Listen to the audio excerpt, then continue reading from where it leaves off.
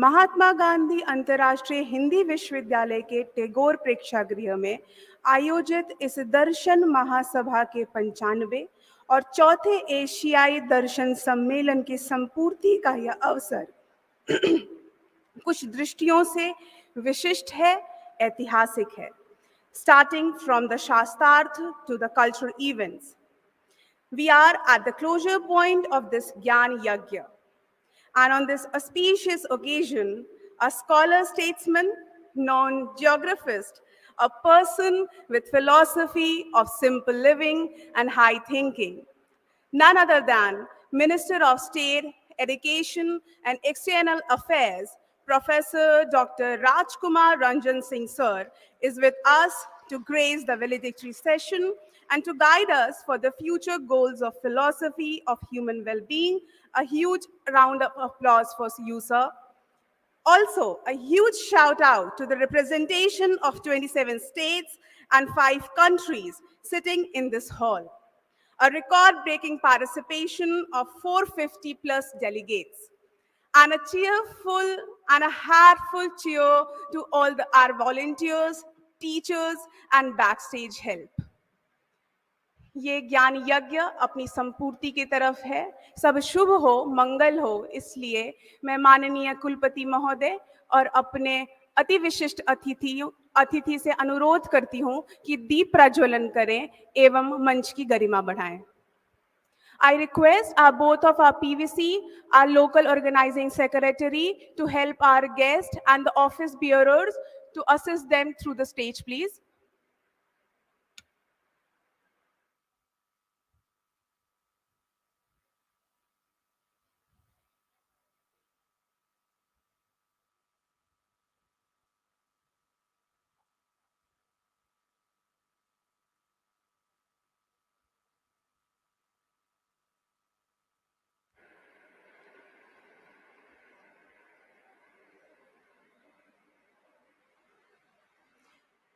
मैं भारत वंदना हेतु गोपाल साहू जी को आमंत्रित करती हूं।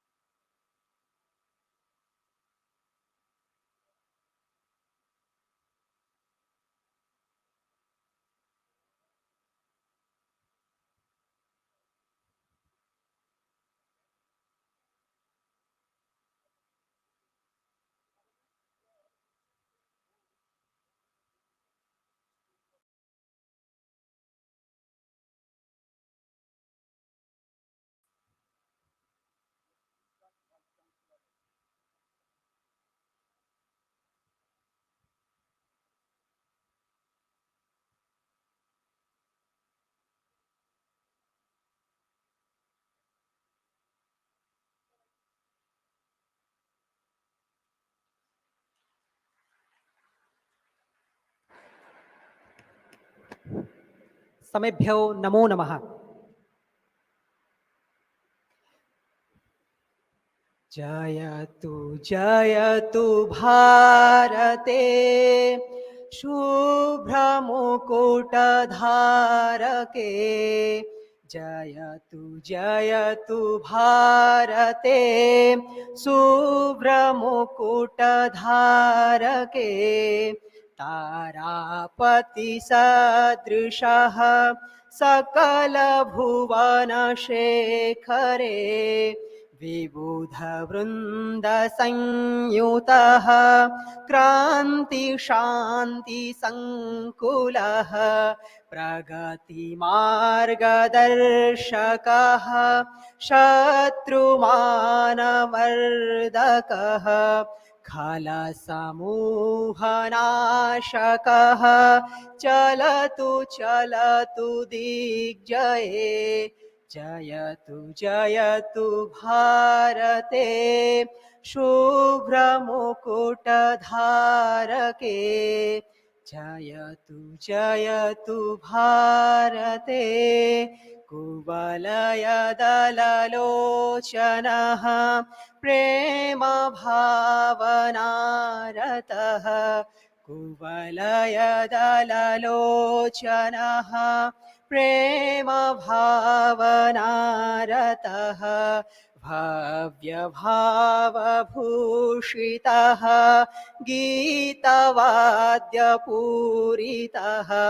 आदिशक्तिरक्षितः शम्भुभक्तिभूषितः छलप्रपञ्चवञ्चितः सकलबोधसञ्चितः देशभक्तिशोभितः चरतु चरतु पूर्वजे जयतु जयतु भारते शुभ्रमुकुटधारके जयतु जयतु भारते शुभ्रमुकुटधारके। धन्यवाद। मैं तकनीकी टीम से अनुरोध करती हूँ कि वे कुलगीत प्रेषित करने की कृपा करें। चेतना का दीप है यह, ज्ञान का हिमालय, विश्वविद्यालय, विश्वविद्यालय। चेतना का दीप है यह, ज्ञान का हिमालय,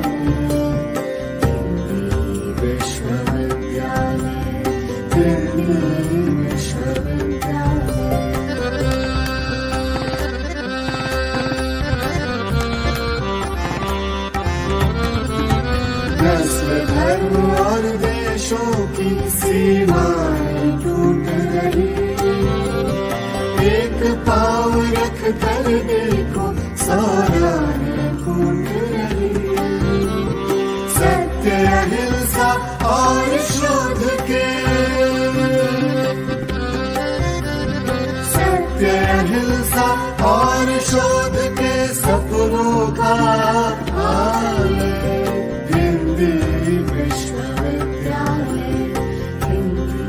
विश्वविद्यालय। चेतना का दीप है यह, ज्ञान का हिमालय, विश्वविद्यालय, विश्वविद्यालय।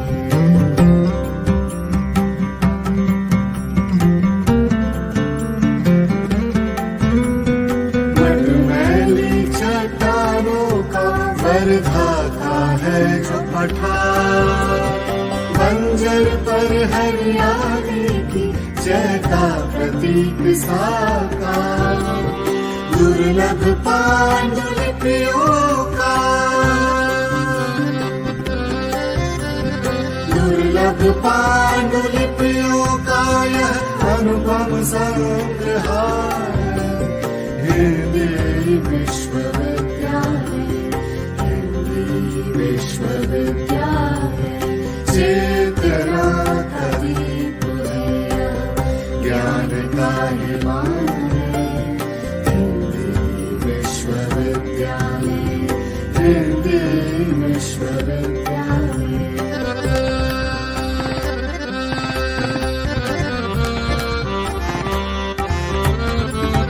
विद्या बुद्धि मनीषा की इस तपोभूमि का तात बने, चिंतन का आलाप बने, अपने दीपक आप बने। अंधकार के विरुद्ध है अंधकार के विरुद्ध है महाज्योति प्रज्ञालय। हिंदी विश्वविद्यालय, हिंदी विश्वविद्यालय। चेतना करीब है, ज्ञान का हिमालय। हिंदी विश्वविद्यालय, हिंदी विश्वविद्यालय।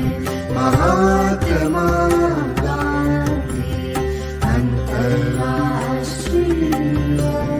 हिंदी विश्वविद्यालय, हिंदी विश्वविद्यालय, हिंदी विश्वविद्यालय, हिंदी विश्वविद्यालय।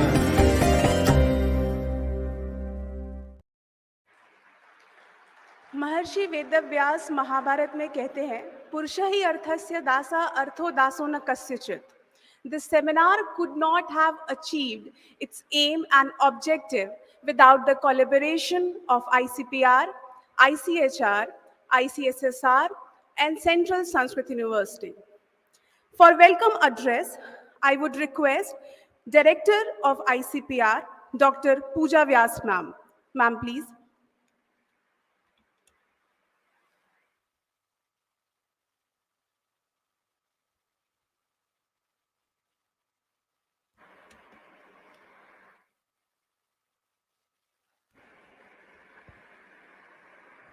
सभी को सादर नमस्कार, श्री गुरुवे नमः। Respected Honorable Dr. Rajkumar Ranjan Singh, Sir, Minister of State of Education of India. For this program, our Honorable Vice Chancellor, Professor Rajneesh Kumar Shukla, Sir, Vice Chancellor, अंतर्राष्ट्रीय हिंदी विश्वविद्यालय वर्धा। डायस पर उपस्थित सभी सुधीजन, professor S K. Singh sir, professor S R. Bhatt sir, professor Vaidyanath Labh, doctor Jayant Upadhyay, professor Chandrakant Rager प्रतिकुलपति, professor Hanuman Prasad Shukla प्रतिकुलपति वर्धा विश्वविद्यालय, professor Devika Shah, professor Mao, professor Dilip Mohanta sir और इस सभा में उपस्थित सभी विद्वज्जन सुधीजनों को सादर अभिवंदन करते हूँ, नमस्कार करते हूँ। इंडियन फिलोसॉफिकल कांग्रेस आईपीसी के इस अधिवेशन में और चतुर्थ अंतर्राष्ट्रीय एशियन फिलोसॉफी कॉन्फ्रेंस के इस अधिवेशन में आज हम अंतर्राष्ट्रीय हिंदी विश्वविद्यालय वर्धा के इस प्रांगण में समापन सत्र के लिए सभी लोग एकत्रित हुए हैं। सभी का हार्दिक अभिनंदन और स्वागत करती हूँ। भारतीय दार्शनिक अनुसंधान परिषद और अंतर्राष्ट्रीय विश्वविद्यालय वर्धा और समस्त संस्थाएं जो इस कार्यक्रम की सहभागिता के रूप में साथ में जुड़ी हुई है। निश्चित ही भारतीय दर्शन की अपनी बहुत ही समृद्ध और कल्याणकारी और गौरवशाली परंपरा रही। हमारे ऋषि मुनियों ने जो दर्शन दिया है वह सिर्फ उन लोगों ने अपने जीवन में उस दर्शन को साधा ही नहीं, उस दर्शन को अपने जीवन में उतारा और एक अलग तरह की एक अभिन्न जीवन शैली हम सब लोगों के सम्मुख रखी। उसी दर्शन की विभिन्न धाराएं बनी और दर्शन साहित्य की भी बहुत अधिक रचना हुई। किंतु विश्व में आज भी भारतीय दर्शन का अपना एक अनूठा और महत्वपूर्ण अनुकरणीय स्थान है। आज जिस जाजम के तले इस विश्वविद्यालय में हम सभी लोग एकत्रित हुए हैं उस अंतर्राष्ट्रीय हिंदी विश्वविद्यालय वर्धा की भी अपनी ही अलग और एक विशिष्ट पहचान है। वह न सिर्फ एक हिंदी भाषा के लिए बल्कि साहित्य और दर्शन में दिशा में आगे बढ़ाने के लिए उसको एक उत्कृष्टतम स्थान दिलाने वाली एक ऐसी संस्था आज यह वर्धा विश्वविद्यालय अंतर्राष्ट्रीय हिंदी विश्वविद्यालय माननीय प्रोफेसर रजनीश कुमार शुक्ल सर के इस पूरे सानिध्य में अपनी एक विशिष्ट राष्ट्रीय और अंतर्राष्ट्रीय स्तर की एक पहचान रखता है। उसका अपना एक स्थान आदरणीय सर के द्वारा इस संस्था के माध्यम से एक स्थान दिया गया और ये हमारे लिए बहुत सौभाग्य की बात है कि आज इस अधिवेशन को हम इस स्थान पर करा सके और इस अधिवेशन के माध्यम से हम सब लोगों को एक इस पवित्र स्थल पर आने का, एक इस अभूतपूर्व स्थल पर आने का सौभाग्य माननीय कुलपति सर के उसमें हमको प्राप्त हुआ। निश्चित ही आज़ादी के 75वें वर्ष में और अमृत महोत्सव के इस काल में इस तरह के महत्वपूर्ण विचार मंथन जो कि भारतीय दार्शनिक अनुसंधान परिषद और विभिन्न संस्थाओं से संयुक्त होकर के आज इस प्रांगण में अंतर्राष्ट्रीय हिंदी विश्वविद्यालय में आयोजित हुआ, इस बात का प्रतीक है कि दर्शन एवं विचार सिर्फ शारीरिक जीवन शैली का ही नहीं बल्कि उसको एक अलग दिशा में काम करने वाली सभी संस्थाएं भारत को अपने एक अनूठे स्थान में बढ़ाने में महत्वपूर्ण योगदान देती है और वह इस बात का प्रतीक है।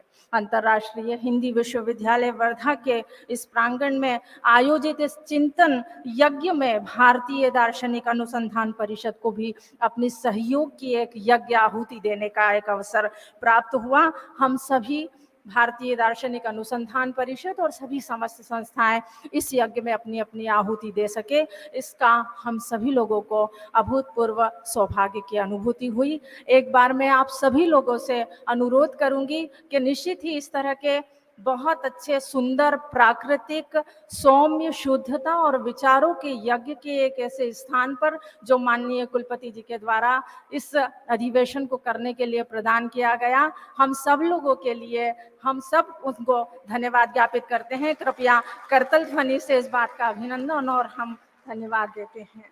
साथ ही साथ निश्चित ही यह बात और विशिष्ट हो जाती है जब यहाँ इस मंच पर उपस्थित देश के शिक्षा और संस्कृति से जुड़े माननीय मंत्री जी और वर्धा के ऐसे ऊर्जा और क्रियात्मक और बहुत सारी ऐसी अभूतपूर्व विशिष्टताओं से युक्त माननीय कुलपति प्रोफेसर रजनीश कुमार शुक्ल सर और अन्य सभी विद्वज्जन यहाँ पर जब उपस्थित हैं, प्रोफेसर भट्ट, प्रोफेसर पनीर सेल्वम, सभी लोग जो यहाँ पर विद्वान सब इस अधिवेशन में उपस्थित हैं, आप सभी लोग जो देश के अलग अलग कोनों से यहाँ पर पधारे और विदेशों से भी यहाँ पर आकर के लोगों ने अपनी सहभागिता इस मंथन के अंदर दी, इस विचार को यहाँ पर आगे बढ़ाया। निश्चित ही ICPR की ओर से एक बार पुनः मैं आप सभी लोगों का अभिनंदन स्वागत करते हूँ और हम वाकई इस यहाँ पर कार्यक्रम में मेरे साथ मुझे लगता है ये अति विशिष्टता मतलब अतिशयोक्ति नहीं होगी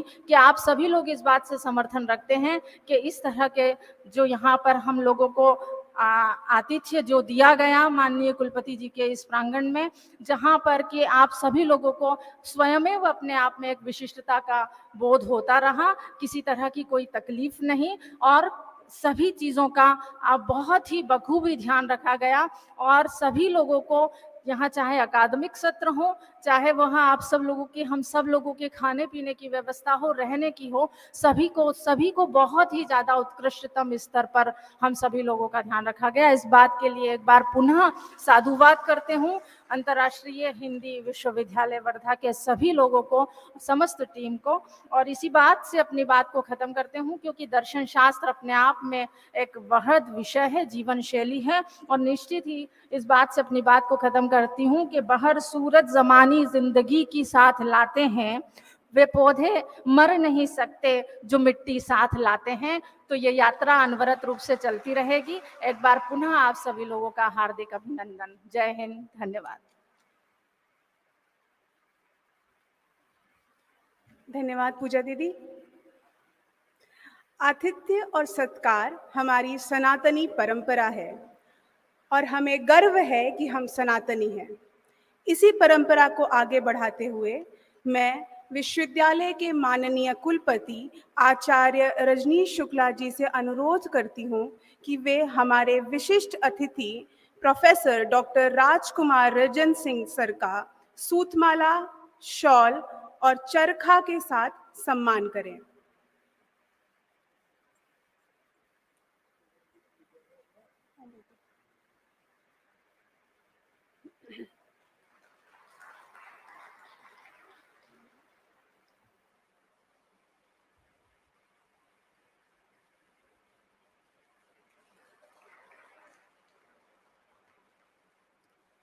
मैं पुनः आचार्य शुक्ल जी से अनुरोध करती हूँ कि वे विश्वविद्यालय के मोमेंटो के द्वारा भी हमारे विशिष्ट अतिथि जी का सम्मान करें।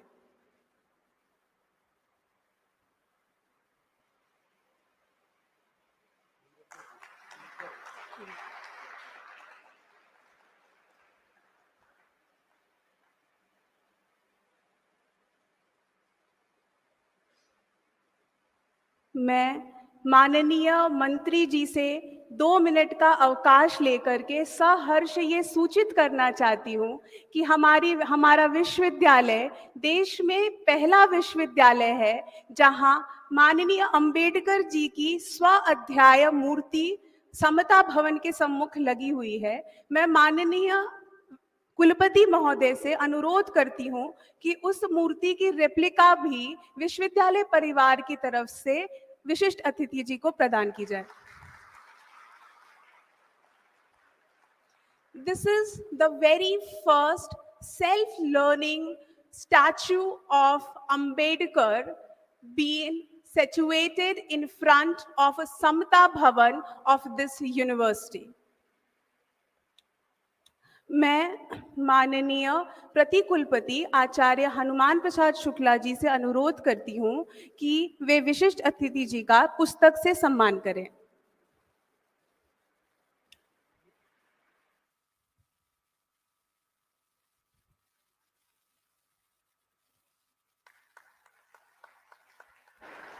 अब मैं माननीय प्रतिकुलपति आचार्य चंद्रकांत रागीट जी से भी अनुरोध करती हूँ कि वे विशिष्ट अतिथि जी का पुस्तक से सम्मान करें।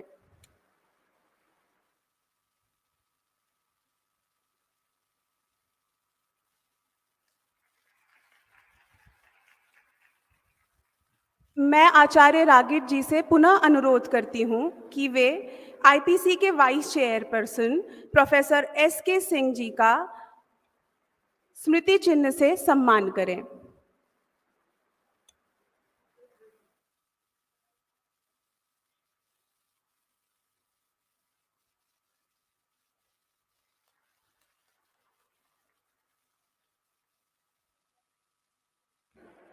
हमारे बीच मुख्य अतिथि के रूप में नव नालंदा महाविहार विश्वविद्यालय के कुलपति प्रोफेसर वैद्यनाथ लाभ जी उपस्थित हैं। मैं प्रतिकुलपति आचार्य चंद्रकांत रागीट जी से अनुरोध करती हूँ कि वे उनका भी स्मृति चिन्ह से सम्मान करें।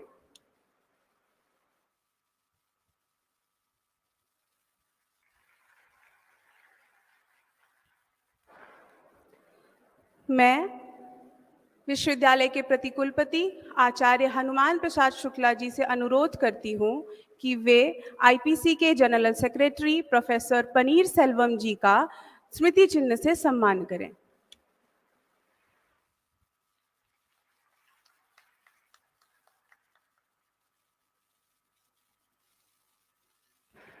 मैं हनुमान सर से एक बार अनुरोध करती हूँ कि वे आईसीपीआर की डायरेक्टर डॉक्टर पूजा व्यास जी का भी स्मृति चिन्ह से सम्मान करें।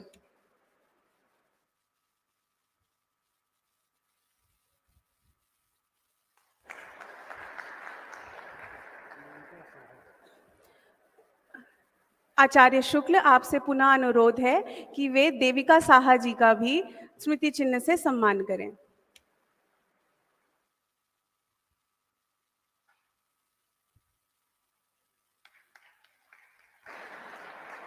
आचार्य चंद्रकांत रागीट जी से अनुरोध है कि वे प्रोफेसर माओ का स्मृति चिन्ह से सम्मान करें।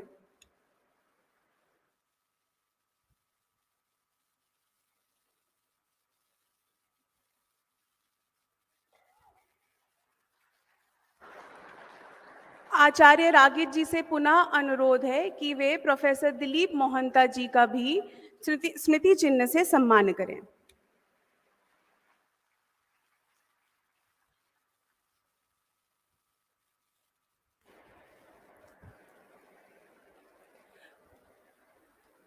With the order and the permission of General Secretary of IPC, Professor S. Paneer Selvam, and the President and the Chairperson of this valedictory session, Professor Rajneesh Shukla Sir, we are about to release the book Philosophy and the Calling of Global Responsibility. I request our chief guest, Dr. Rajkumar Ranjan Sir, to release the book. Sir, please.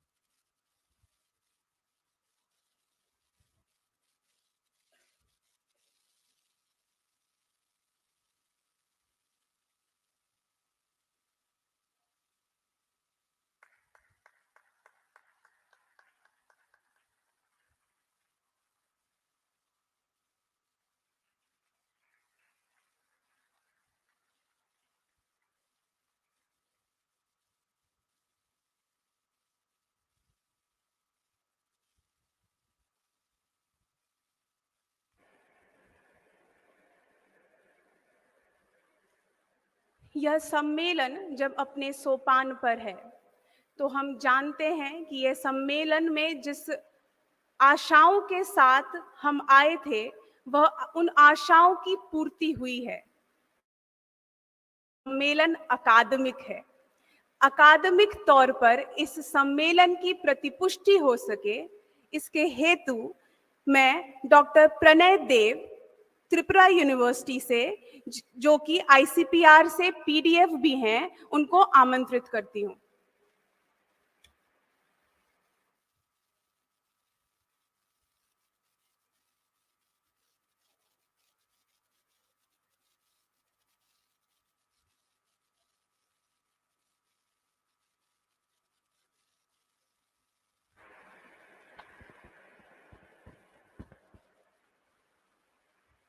Respected all the learned dignitaries on the dais, and respected all the learned member of the dais. My namaskar to all of you. I am from Northeast India, a hilly state, Tripura. Myself, Dr. Pranoy Dev.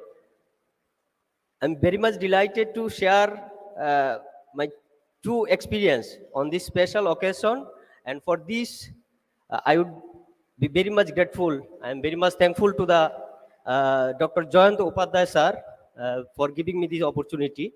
The first of all, I like to express my sincere gratitude and my pleasure to express this opinion that this place is itself a historic one. And this session of 95th session of Indian Philosophical Congress as well as 4th session of Asia Philosophy Conference has become historic. In this sense that as we all got the information that more than 550 participants has been turned here to become a participant of this session.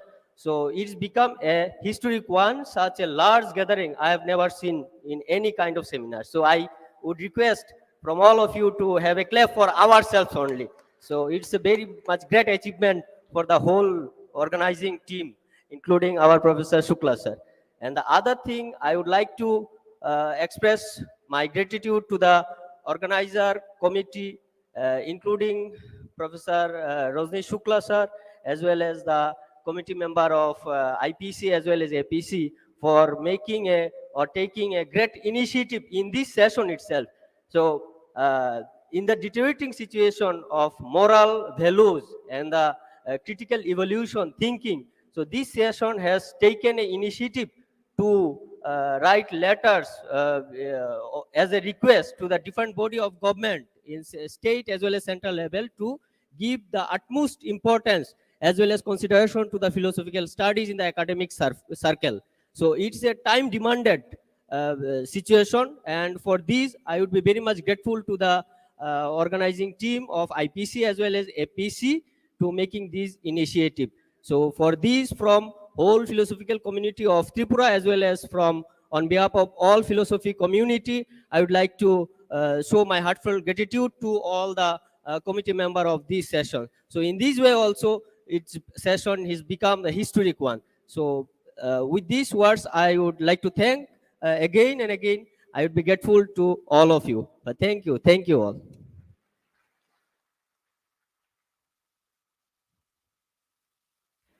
Thank you very much, Pranay.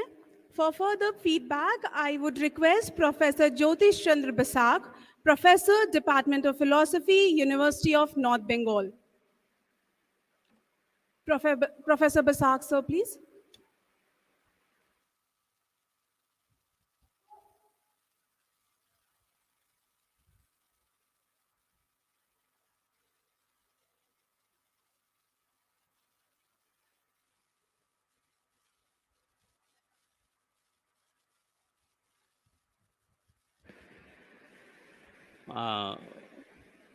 Dignitaries on the dais, Honorable Vice Chancellor Professor Rajneesh Kumar Shukla, Honorable Minister and other dignitaries, and dignitaries of the dais, my dear friends, those who are coming from different universities, colleges, research scholars, media persons, and ladies and gentlemen. I recall almost 19 years ago, rather not almost, rather it is actually 19 years ago, I was one member of the team when our university organized Indian Philosophical Congress. And I understand the labor that we had to put up for organizing this. And participants were more than around 350 at that time. When this year I came to know that it is going to be held in Varda, Indian Philosophical Congress 95th session, as well as Asian Philosophical Congress 4th session, I was so delighted to know, because Varda is a place which is known in history and all of us know its name. And it arranged everything very immaculately, I would like to say. I was astonishing how did it happen. The day I reached here first, whenever on 27th I came in the morning, I saw the vice chancellor of this university. He was present, and the way he was taking care of everything. Almost every day he did this thing, and there was a cultural program last evening here, and after the program, the way he paid his students, I think this is the perfect example of Indian tradition, what is called annikshiki, means how to give the leadership. Perhaps he used every Indian art so that every machinery of the university and other organizations work in perfect harmony to organize the program as perfectly as possible. I understand that it is indeed a very difficult task to organize such a big, huge program. The way they have arranged the accommodation, the way they have arranged everything, what should I maintain? I will not take much time because I know there will be other speakers also even after that. So if I start elaborating all these things, it will take some time. So I will not rather appreciate, since I shall be appreciating so many things. Rather, philosophy is some sort of critical thinking, as I understand this. So they have applied critical thinking also, because they have organized the programs in a different way. For example, they have organized one Shastra Alochana, which was, I liked it so much because they addressed the issue from different angles. And it was so intense, I think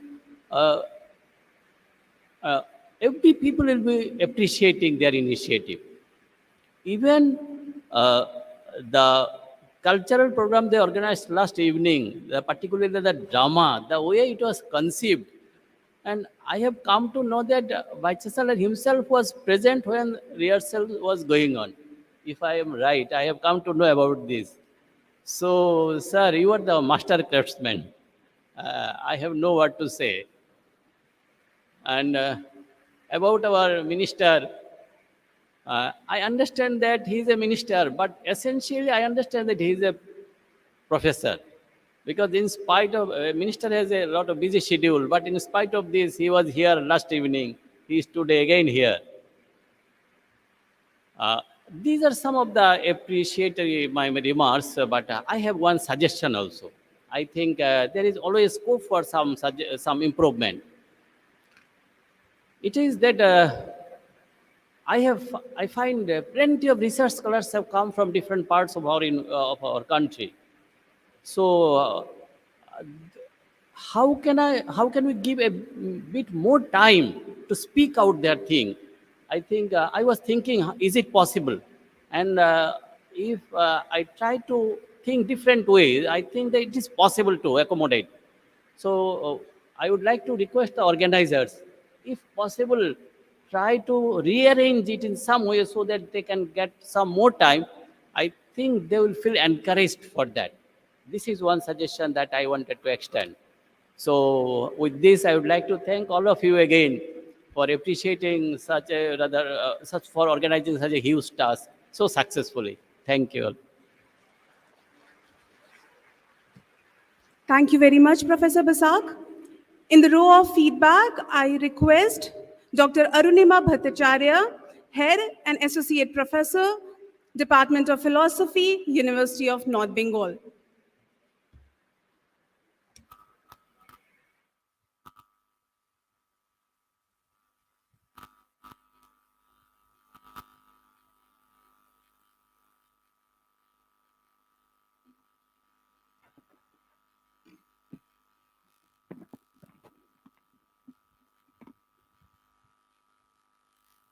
A very good afternoon to the great audience over here, and my heartfelt regards to all the dignitaries sitting on the dais.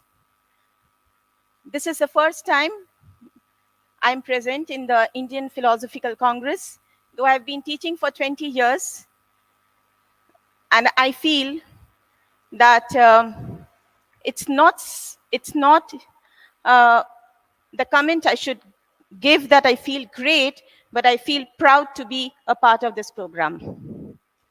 This is indeed a lifetime experience for me. It's not really only coming to IPC, but I feel that I've been, in every moment, I felt the essence of being an Indian. I felt the essence of the value system. I felt that it is a perfect example of exhibiting whatever means to be an Indian. So it's beyond philosophy, beyond any discipline. It was an example, a lesson to me at every point of time. And indeed, I consider the Vice Chancellor, sir, as I would agree with Jyotishta, the master craftsman for the entire thing.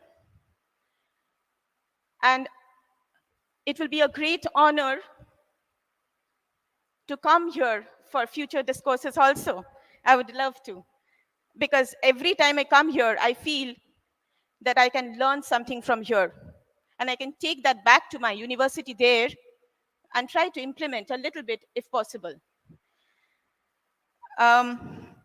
So this is Philosophical Congress, and we are students of philosophy.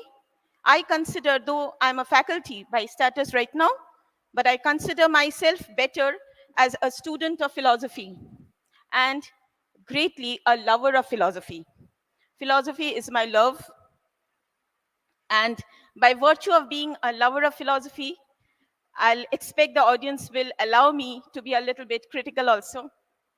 So it's indeed like each and every session were so perfectly organized, so perfectly arranged. There was no flaw regarding any of the organization part only as a participant, as an ordinary participant of the program, I would expect, like I have pointed, and I actually wanted to tell this, if I get a scope, that there could have been 3 I's capital. I mean, a small introduction of what IPC is about. Like, I'm coming here for the first time, so there should be like a regular formality, an introduction of the IPC, the functioning of IPC, what is it about for a normal participant like me. So this thing maybe could have been included. It can be a 5 minutes inclusion, but that could have been done. A little bit of informations, which is part of the introduction part. And because we are philosophers, and I was hearing to Professor Ambika Dutt Sharma in the symposium lecture yesterday, as he was quoting Professor Dayakrishna, and he said, we should be moving towards process modernity and not essential modernity. So if process modernity is the goal, and as we can see, that is, if restoration of ecosystem is also connected to that, then I feel that it's simply not enough that we expose all the ideas in varied forms, but also connect them up. So it's important to connect them all. So exposure is not enough. There could have been a provision for interaction, because every presentation is incomplete unless and until you interact and give a scope to the audience also to connect. Whatever deliberation we do, it remains incomplete unless and until you get a thesis, antithesis, and then only you get a synthesis. Okay, thank you all. Thank you very much, ma'am. With the permission of our chief guest and our chairperson of this valedictory session, there were few competitions and awards which been awarded, and I request that the certificate could be awarded. The first is Professor T.R.V. Murthy Essay Competition, and the winner is Prema Chakravarti.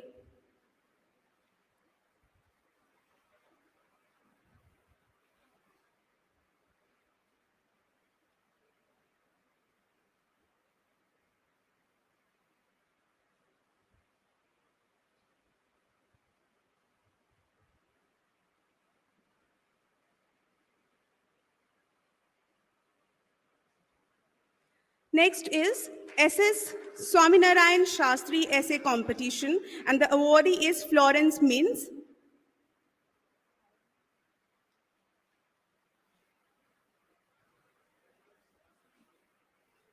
And next is Swami Pramananda Book Award, and the awardee is Dr. Appan Ramanujan.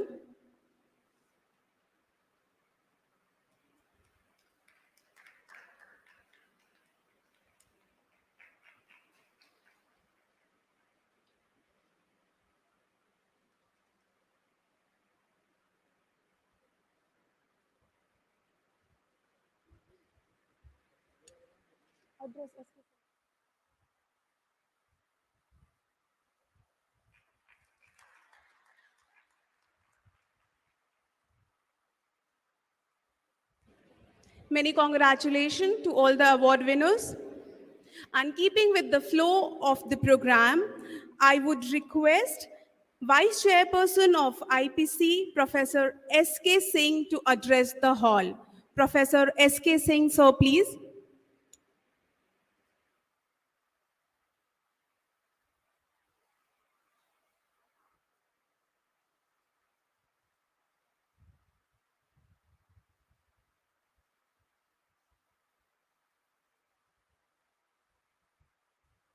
Fifth session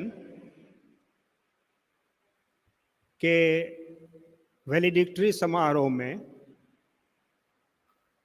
जो कि महात्मा गांधी अंतर्राष्ट्रीय विश्वविद्यालय वर्धा में संपन्न हो रहा है, मुख्य अतिथि माननीय केंद्र के शिक्षा और विदेश मंत्री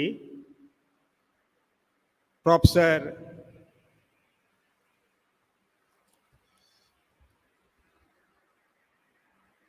सिंह जी,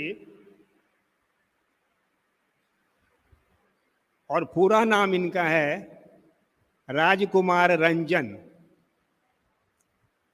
मैं अभी इनके बगल में बैठा हुआ था तो मैं इनकी विशेषता के बारे में सोच रहा था,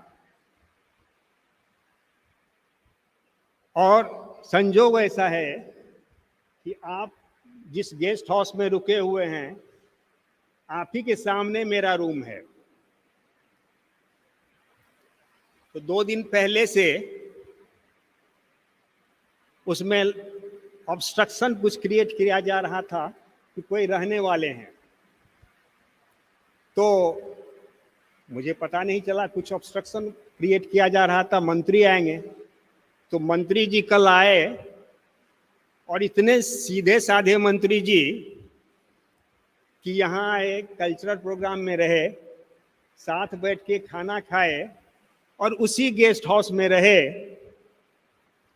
मेरे सामने में, और सुबह तक कोई झमेला नहीं। बल्कि बिहार में अगर मंत्री, छोटा सा मंत्री आता है तो उसको हम लोग बोलते हैं ताम झाम। ताम झाम के का अर्थ है कि आला लश्कर है, 5-10 सिक्योरिटी का आदमी है, कोई आने नहीं दे रहा है, कोई जाने नहीं दे रहा है, प्रॉब्लम क्रिएट कर देगा, आप वहां रह नहीं सकते हैं। उनके साथ खाना खाना है तो शायद आपको धक्का में पीछे ही छूट जाएंगे। लेकिन आपके साथ मंत्री जी बहुत साथ साथ भोजन करके, साथ रह के, साथ में 2 कार्यक्रम करके, सांस्कृतिक कार्यक्रम में रह के जो अपनापन लगा वो शायद मुझे पहली बार लगा।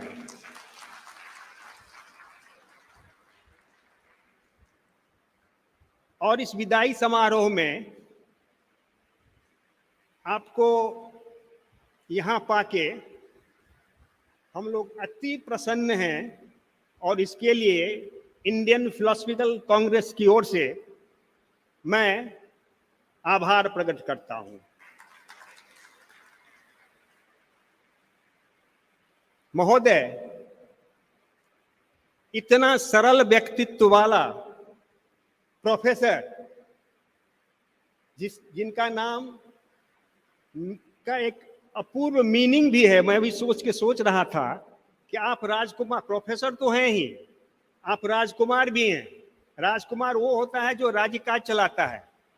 रंजन, प्रसन्न करने वाला, आपको देखते ही मन प्रसन्न हो जाता है। और आपका जो हमने देखा, बहुत आनंद आया, ऐसा हमने मंत्री को नहीं देखा है। और सिंह तो वही होता है जो अपनी वादा पूरा करता है। महोदय, आप जहां बैठे हुए हैं इंडियन फिलोसफिकल कांग्रेस के वैलेडिक्टरी अधिवेशन में,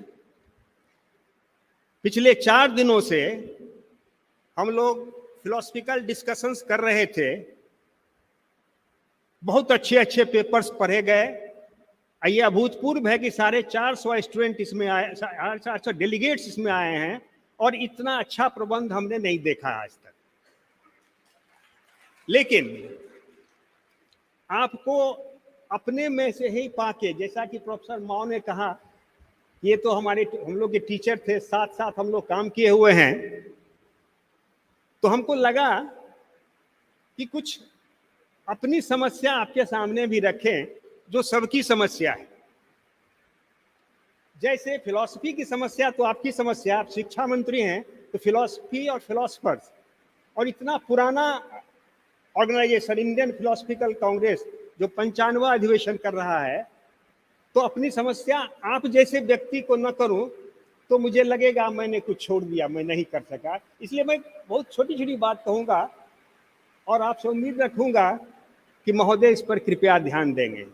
जैसे एक हमारा काउंसिल है, Indian Council of philosophical research, बरसों से वो चेयरमैन उसका कोई नहीं है। Indian Council of philosophical research का चेयरमैन लगभग 1 साल हो गया कि कितना दिन, हमको लगता है कोई है ही नहीं।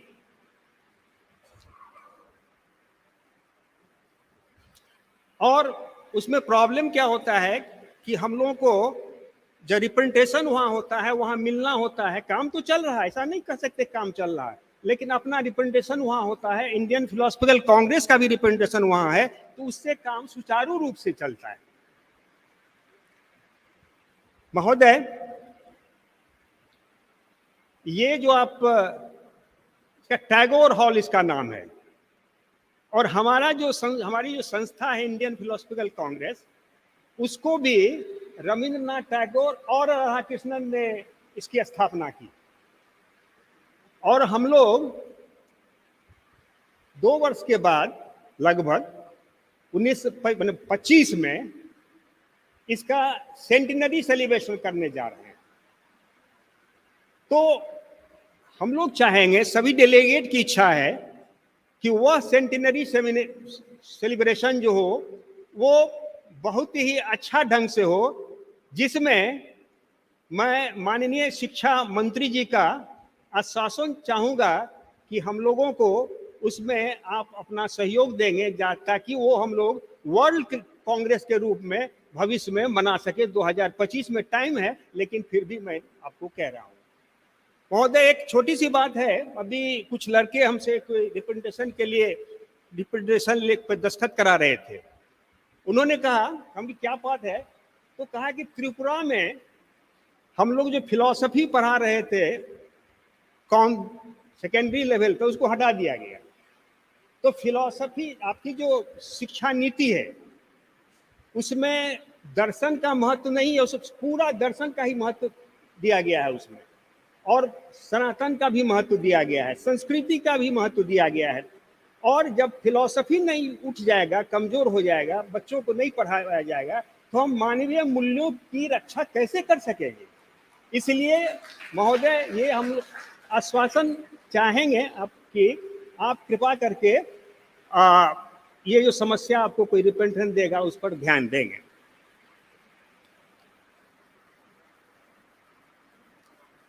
उसके बाद मैं इस अधिवेशन को यहां बुलाने के लिए प्रोफेसर रजनीश कुमार शुक्ल जी, माननीय कुलपति का इंडियन फिलोसफिकल कांग्रेस की ओर से और ये सभी डेलीगेट्स की ओर से धन्यवाद ज्ञापन करता हूं कि आपने इसको बुलाया और इतना अच्छा ढंग से इसको आपने इस सम्मेलन को किया, जो शायद अभूतपूर्व है।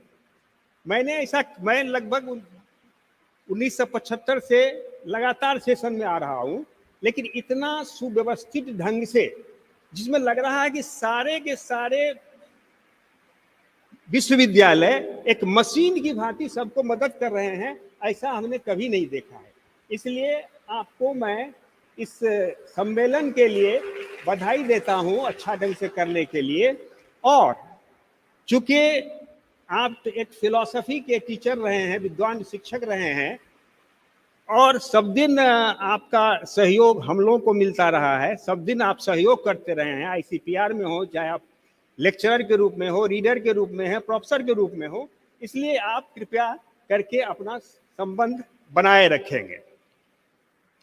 उसके बाद मैं धन्यवाद ज्ञापन करूंगा यहाँ के जो आपके ऑफिसर्स हैं, टीचर्स हैं, डीन्स हैं। खास करके मैं नाम लेना चाहूँगा हमारे local secretary doctor Upadhyay ji का। फिर एक नाम मुझको अभी सबका नाम नहीं याद है, लेकिन एक रंजय जी हैं, अंकित जी हैं, उपाध्याय जी हैं, जो बराबर हम लोगों का केयर लिए हैं। एक नाम मैं जोड़ना चाहूँगा, जो अभी मंच का संचालन कर रही है, वो डॉक्टर रोमाया शुक्ला जी, और उनके बारे में एक कहानी मैं बता रहा हूँ। उनको मैं कैसे प्रभावित हुआ उनसे, रोमासा जी से। इनॉग्रल सेशन के दिन वो अनाउंस कर रही थी जैसे आज कर रही है, मैं वहीं बैठा हुआ था। जब चीफ गेस्ट के रूप में हमारे माननीय कुलपति शुक्ल जी बोल रहे थे, तो वो बोलते बोलते हम लोग की थोड़ी सी आदत होती है कि 50 मिनट पुराने लगते हैं, तो वो भी ज्यादा बोल रहे थे इनके हिसाब से, और रेस्टलेस थी कि हम जाके उनको रोके, लेकिन रुक नहीं पा रहे थे, न वो कह पा रही थी। मैंने तब उनको बुलाया कि क्या क्या समस्या है आपकी, तो ऐसे ऐसे उनका टाइम खत्म हो गया है। तो मैंने उनको कहा, माननीय कुलपति तुरंत मान गए। बाद में पता चला ये बच्ची घर की बच्ची है, प्रोफेसर रजनीश कुमार शुक्ल जी की बेटी है, लेकिन उनकी तत्परता, वो रुक रेस्टलेस हो रही थी कि हमारे पिताजी ही क्यों बोल रहे हैं, ज्यादा समय बीत रहा है। बाद में मैंने पूछा था आपने क्यों ऐसा किया, तो सर मैं रेस्टलेस हो गई क्योंकि समय पर इसको खत्म करना है। उसी समय को आज ध्यान में रखते हुए मेरा भी समय खत्म हो गया। ऑल दी बेस्ट बच्चा, खुश रहे।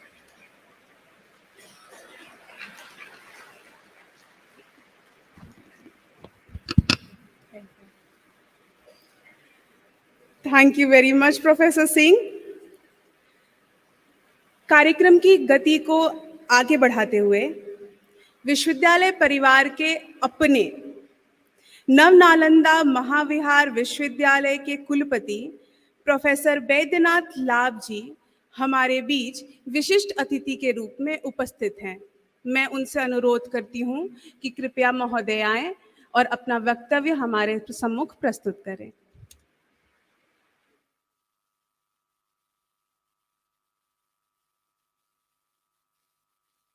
95th इंडियन फिलोसफिकल कांग्रेस और 4th एशियन फिलोसफी कॉन्फ्रेंस के संयुक्त अधिवेशन के समापूर्ति समारोह में उपस्थित मंचस्थ हम सबके अत्यंत आदरणीय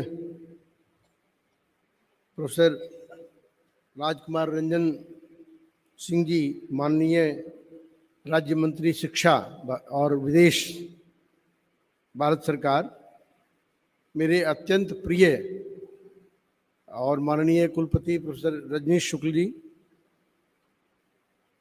समय की मर्यादा का ध्यान है मुझे, इसलिए इकट्ठे सबको प्रणाम करते हुए, नाम नहीं लूँगा सबका, जो मंच पर हैं और सभागार में हैं, उन सबों को संवेद रूप से प्रणाम करते हुए मैं छोटी सी बात कहकर अपनी बात समाप्त कर दूंगा। Philosophy is the mother of all subjects. In whatever subject we do research, it is called doctor in philosophy, doctor of philosophy in this and that subject. तो फिलॉसफी एक ऐसी दृष्टि है जो किसी भी थियरी को उसको थियोराइज करती है, उसको विजुअलाइज करती है, एक विजन देती है। इसलिए फिलॉसफी की परिभाषा तो मैं और ज़्यादा में नहीं जाऊंगा, लेकिन ये एक सामान्य सी बात है और इस देश में खास करके जो सो कॉल्ड मॉडर्न और मॉडर्नाइजेशन का टाइम आ गया है, जिसमें हम सारे भारतीय विद्या को, भारतीयता को, भारतीय मूल्यों की चिंता तो करते हैं, लेकिन उस चिंता को दूर करने के लिए या और समृद्ध बनाने के लिए कैसे हम आगे काम करें, इसके बारे में एक बड़ी ही बहुत आशाजनक दृष्टि नहीं दिख रही है कि पूरे हमारे, जबकि फिलॉसफी का सब्जेक्ट हर विश्वविद्यालय में होना चाहिए। और वो उत्तर भारत के बहुत सारे विश्वविद्यालयों में तो है ही, दक्षिण भारत में इसकी बहुत कमी दिखाई दे रही है। जहाँ पर है कई जगह स्टूडेंट्स नहीं हैं, और उत्तर भारत में भी अब है, कई जगह टीचर्स नहीं हैं, कई जगह जो वैकेंसीज पड़ी हुई हैं सालों सालों से। I don't know what are the problems for not fulfilling the posts. If the teachers are not there, who will teach? जब भारत में हमारे बहुत पहले शिक्षा मंत्रालय ही होता था, बीच में इसको मानव को भी एक संसाधन मान लिया गया और ये बना दिया गया इसको human resource development, as if we are not seeker of education, we are simply a machine. तो उसके कारण से एक रेशियो बना दिया गया, गलतफहमी कि 5 विद्यार्थी या 10 विद्यार्थी पर एक टीचर। मेरी कई बार आर्गुमेंट होता है तो क्या कि ये क्या साइंस का, नेचुरल साइंस का सब्जेक्ट है जिसमें लेबोरेटरी में इतने जगह है और नहीं है? क्या जहाँ 25 विद्यार्थी रहेंगे वहाँ हम कम पढ़ाएंगे और 50 विद्यार्थी रहेंगे वहाँ ज़्यादा पढ़ाना पड़ेगा? क्या हम 25 विद्यार्थी के रहने पर 4 ही सब्जेक्ट पढ़ा कर छोड़ देंगे?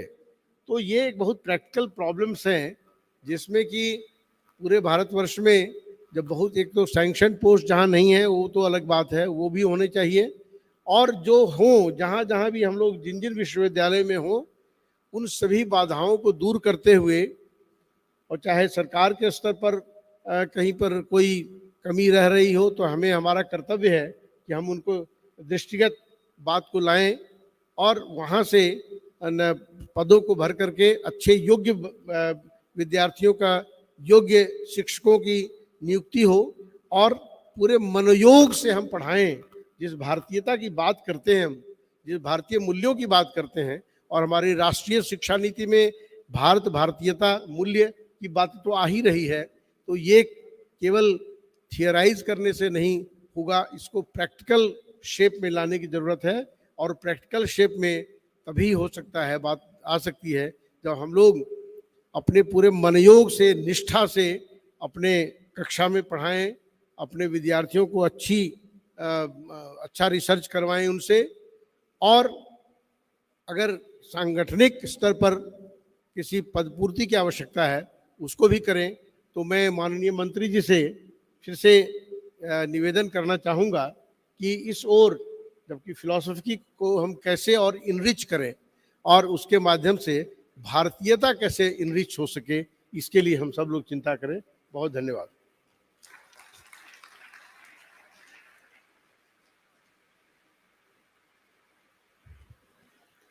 बहुत बहुत धन्यवाद महोदय। अब वो घड़ी आ चुकी है जिसके लिए यह सभागार अति उत्साही है। हमारे बीच मुख्य अतिथि के रूप में केंद्रीय राज्य मंत्री डॉक्टर राजकुमार रंजन सिंह उपस्थित हैं। डॉक्टर राजकुमार रंजन सिंह मूलतः मणिपुर से हैं। आपकी शिक्षा दीक्षा भूगोल में पीएचडी तक हुई है। पूर्व में आप मणिपुर विश्वविद्यालय के कुलसचिव भी रहे हैं। 2013 से सार्वजनिक राजनीतिक क्षेत्र में कार्य कर रहे हैं। 2019 में मणिपुर इनर से लोकसभा के सांसद हैं तथा केंद्रीय मंत्री परिषद में शिक्षा और विदेश मंत्रालय के राज्य मंत्री हैं। माननीय doctor Rajkumar Ranjan Singh sir.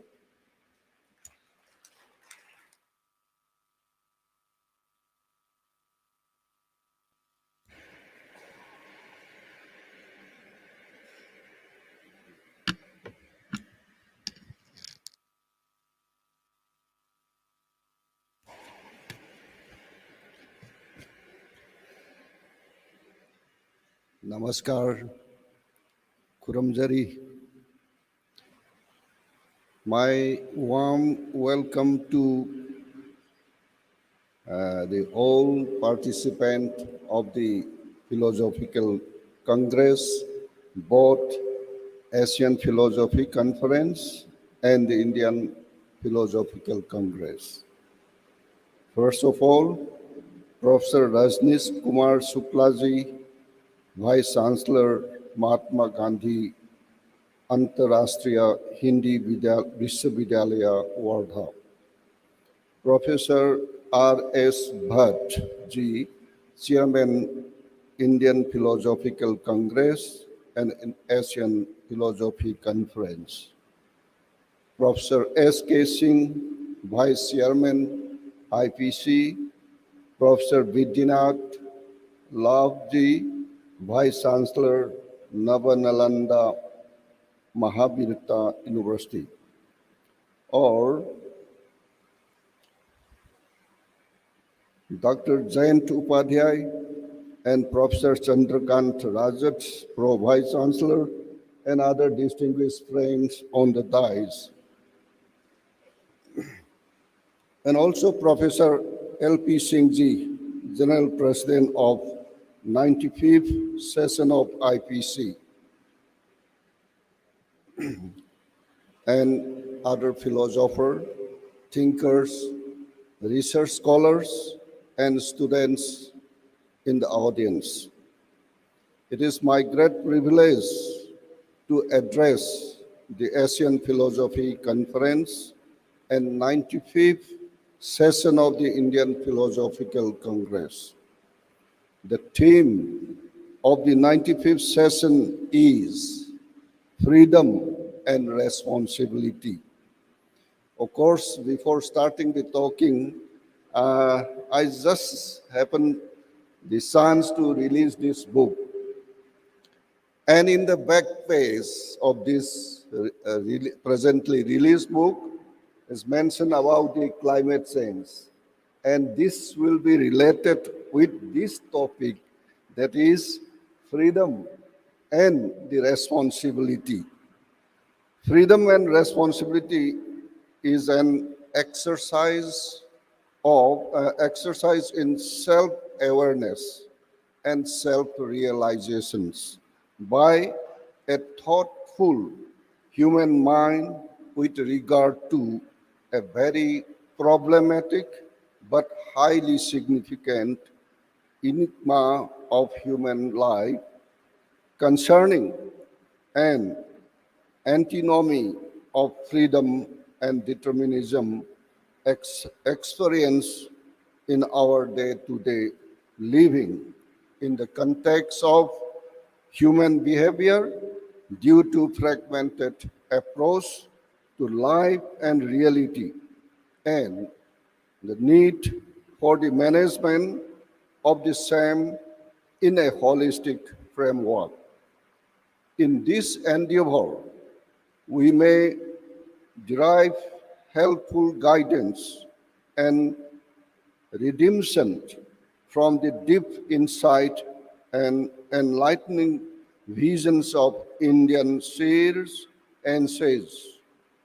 In a meaningful enterprise, the entire wide and variegated reality is to be kept in view with the main focus on human exercise or human existence. It has to be a holistic reflection from varied perspectives and multiple approaches.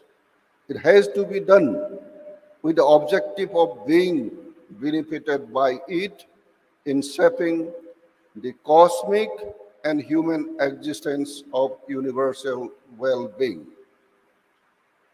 Naturally, therefore, the individual human existence, human society, natural environment, scientific and technological enterprises, and socio-political organization, etc., become crucial point in a purposeful deliberations. Consideration of deeper issues concerning this area provides it a practical orientation in the context of human life planning, social engineering, science, policy, and environmental stewardship. Human being is the highest emergent in the cosmic process so far, shaped by genetic endowment, ecological interactions, and cultural transformations. Human existence is multiracial, multidimensional, and multi-layer. It has individual, social, and cosmic aspects in a holistic and organic framework. It is immensely related with nature, other than being a non-human living species. Human identity, therefore, cannot be determined by any one of these factors alone in isolation from others. It is constituted by the totality and integrate unity of all of them. Human being is ideally speaking, ratiocinate, goal-oriented, free and responsible agent. He or she is a knower, responsible agent, and enjoyer through innate competence and overt performance. As a self-conscious and reflective person, he or she has the capacity to understand one's own self as also others.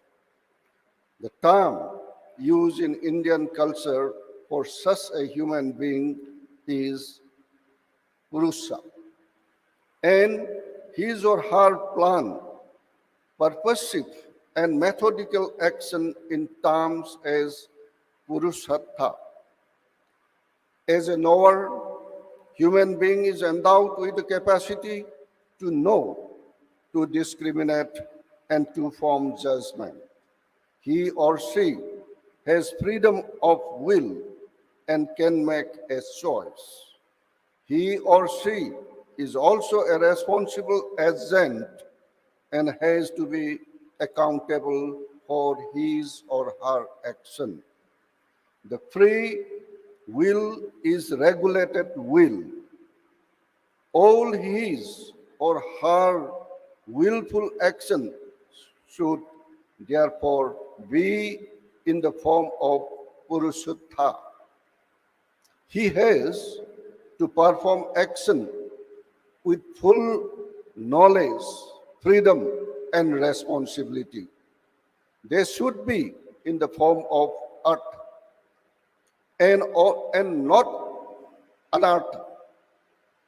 Activity is the law of life, and every human being must act as a Purusha or Purusha for survival, sustenance, and for enhancement of quality of life. So there is inclusive alternation between freedom and determinations or determinism. Rationality as discriminative ability implies freedom to choose, but being guided by certain norms. It is also implies responsibility for the consequences so generated by one's action. The point is that we have to avoid dichotomous approach to freedom and determinations. Human life is unique and special gift which is rare among all creatures. It is a prize possession acquired through a good deal of meritorious act in the previous birth. It is valuable and is to be valued.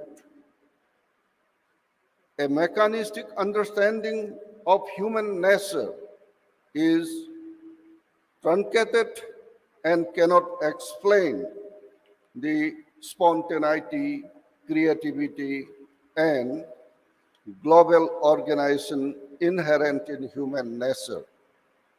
Only a theological, holistic, and inclusive understanding of human potentialities, capabilities, and achievement can do justice to human appreciations or human aspirations. The knowledge and quest for values and plan effort to realize them constitute the core of ideal human life. All human beings must participate or made to participate in the process of value realization. This is our universal responsibility. Activity is the law of life, and every human being has to act for survival, for sustenance, and for enhancement of quality of life. So, human conduct has to be theological, and goal-oriented. In the choice of conduct, there is freedom and also regulation of free will. There is inclusive alternation between freedom and determinism. Rationality and discriminative ability implies freedom to choose, but being guided by certain norms. It is also implies responsibility for the consequences so generated by one's actions. Freedom to choose means availability of alternative to opt for which is good, right, and conducive to well-being, or to opt for that which is bad, wrong, and harmful to well-being. A human being can act in either of the two ways, but he has to be responsible for that action. These determinations and choice of alternatives requires norm prescription by human freedom, also implies a scope for both norm adherence from and adherence and norm violations.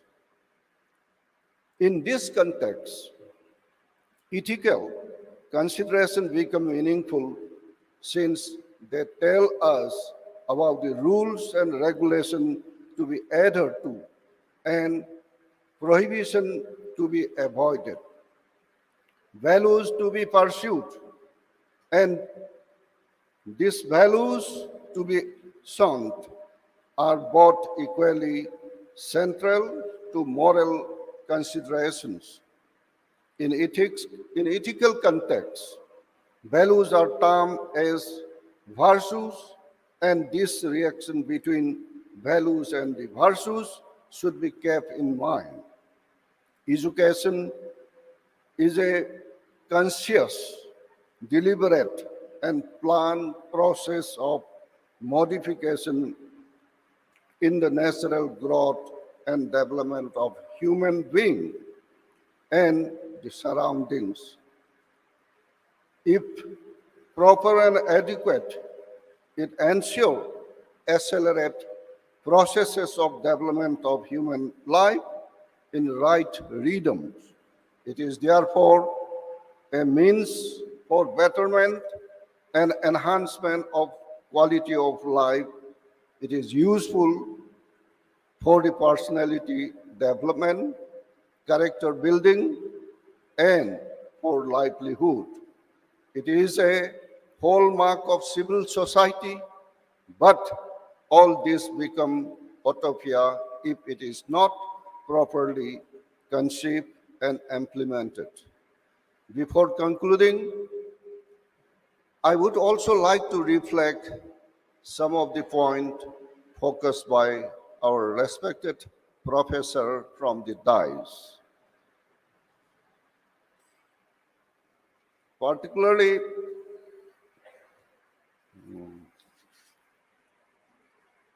philosophy is a subject, is a mother of all subjects, but the popularity of the subject is a bit dwindled. I think this will be answered by Honorable Vice Chancellor of this university, but my loud thinking is that why we are not able to discuss this matter on such platform like Indian Philosophical Congress, why our subject philosophy is not popular. What are the reasons behind it? And why we are not able to make it popular and choice of the generation. So these are two certain points which I humbly request all the scholars of the philosophy to think on it and make the subject more popular, more accommodable to the people.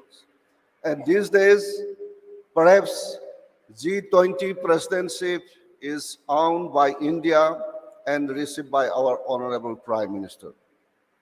And he said, on the day of the formal reception of that chairmanship, he said, one art, one family, and one future. So this saying can be applied to all approach of our life. And also even today's book cited about the global climate change and its impact.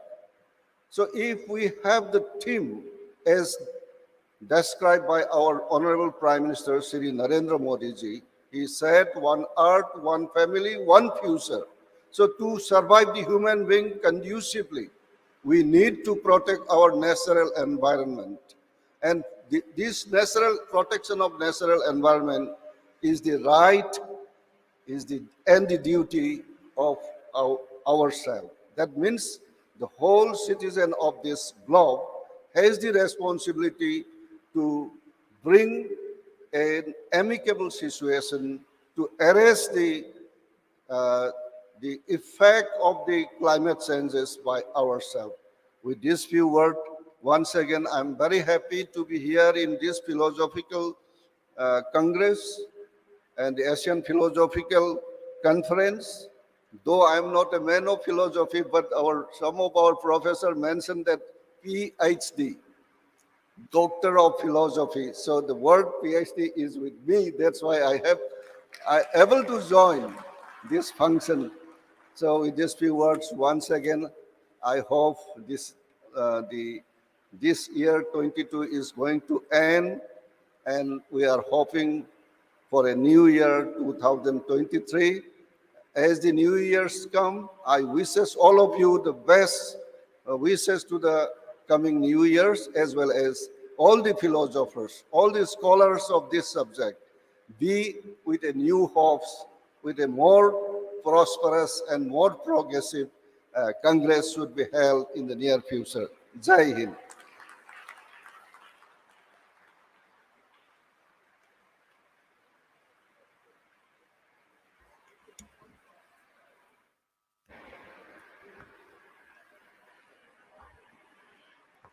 Thank you very much, sir. Now, with the permission of Chair, respected Chief Guest, Professor Dr. Rajkumar Ranjan, sir, I would proudly announce, and I'm very proud to tell you that the students of this university and all the volunteers and the teacher of this university are committed towards the hospitality of our delegates. And in this row, the student of mass media has prepared a newspaper of this conference and a non-periodic news bulletin by the student as well is being prepared. I would request our chief guest to release the newspaper and the news bulletin, please. I request all the students who have been part of this newspaper and the news bulletin to be on the stage.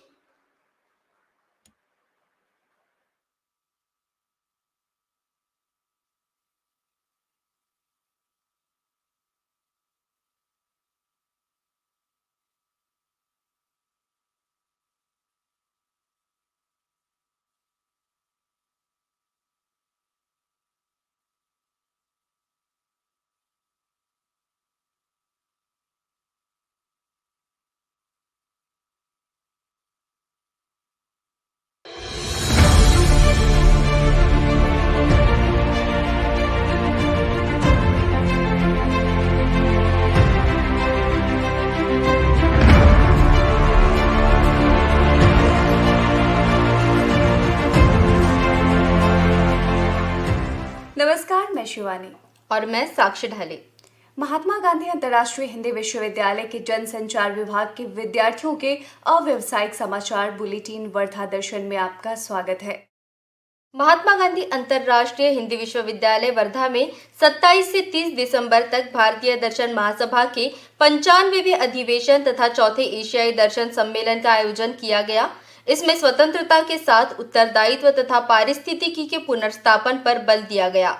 सम्मेलन का उद्घाटन 27 दिसंबर को हुआ, जिसमें बतौर मुख्य अतिथि सांची बौद्ध भारतीय ज्ञान अध्ययन विश्वविद्यालय मध्य प्रदेश की कुलपति आचार्य नीरजा अरुण गुप्ता ने भाग लिया। हम जब दर्शन की बात करें तो बाह्य दर्शन और अंतर्दर्शन, बाह्यकरण और अंतःकरण जब एकाकार होंगे तो ही हमें मौलिक और कृत्रिमता, इन दो का भेद समझ आएगा। वर्धा के सांसद श्री रामदास तड़स ने भी सम्मेलन को संबोधित किया। जब ये महात्मा गांधी अंतरराष्ट्रीय विद्यापीठ की शुरुआत हुई, भूमि पूजन हुआ, तब मैं एमएलसी था।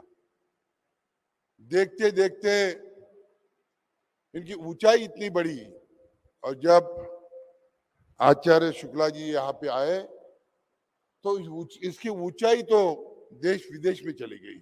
महात्मा गांधी और विनोबा भावे के कर्मभूमि में आप सबका मैं यहाँ पे सांसद होने के नाते स्वागत करता हूँ। कुलपति प्रोफेसर रजनीश कुमार शुक्ल ने नमामि गंगे परियोजना की सफलता को रेखांकित किया।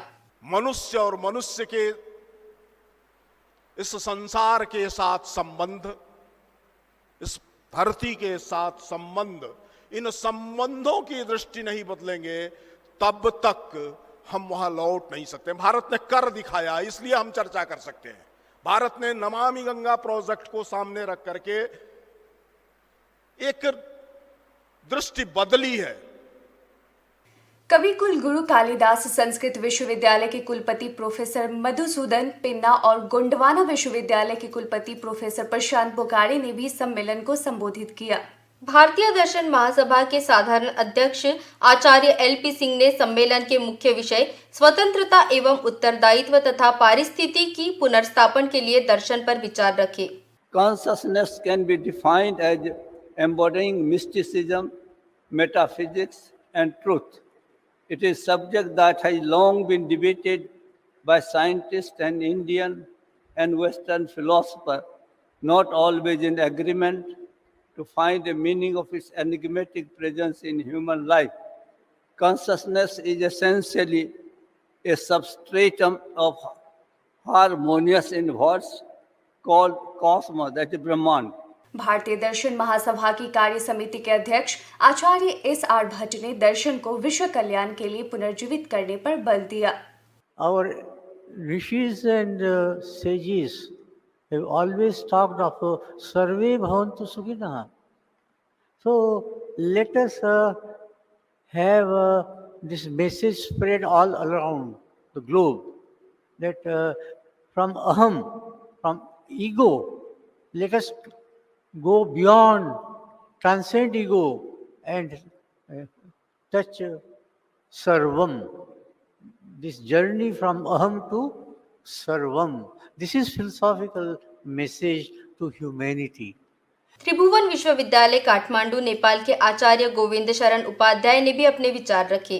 वैदिक दर्शन के जो धर्म के 10 नियम है, धृति क्षमा दमोस्तेयम शौचम इंद्रिय निग्रह धीर विद्या सत्यम क्रोधम दशकम धर्म लक्षणम, इन धर्म को इंडोर्समेंट करें विश्व के लिए एक वैश्विक नैतिकता के तह पर, तो संभवतः भारतीय दर्शन, भारतवर्षीय दर्शन का जो उन्नयन होगा वो वैश्विक तौर पर अन्य दर्शनों के अपेक्षा बहुत बड़े स्तर पर होगा। सम्मेलन के दूसरे दिन दर्शन शास्त्र में युगानुकूल पुरुषार्थ मीमांसा पर शास्त्रार्थ हुआ। सम्मेलन के दौरान विभिन्न समानांतर सत्रों में शताधिक शोध पत्र पढ़े गए। देश विदेश के 400 से अधिक अध्येताओं ने भाग लिया। सम्मेलन के दूसरे और तीसरे दिन सांस्कृतिक कार्यक्रम हुए।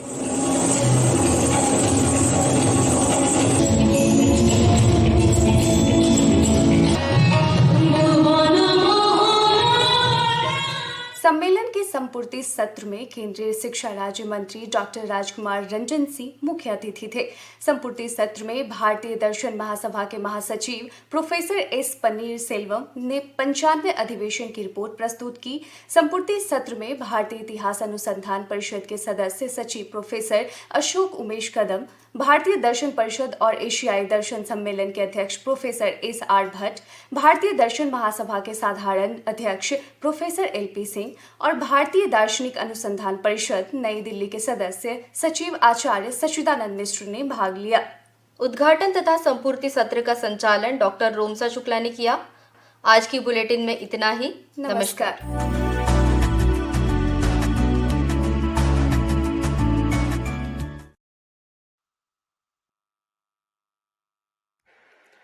एक बार जोरदार तालियों से इन छात्राओं का उत्साहवर्धन करिए। And personally, I am very proud to see Nari Shakti on the stage.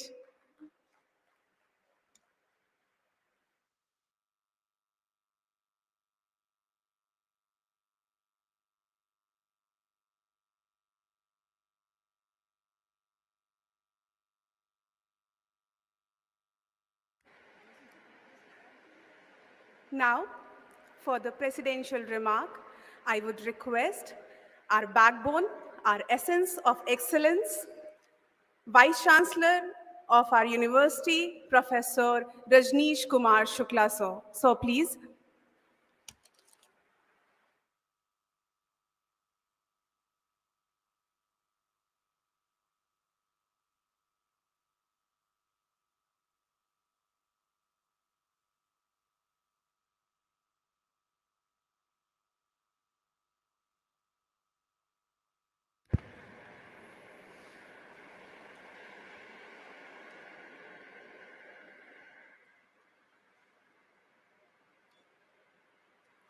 This is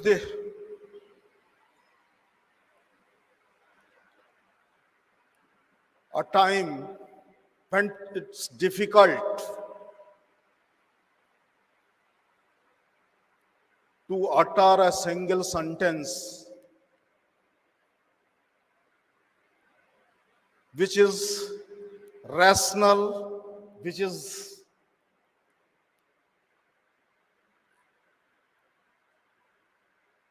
only argumentative, based on the arguments, but this is the time when I would like to speak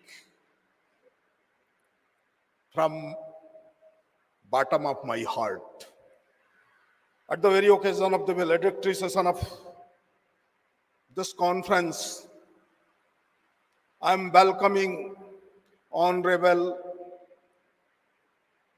State Minister of Education and External Affairs,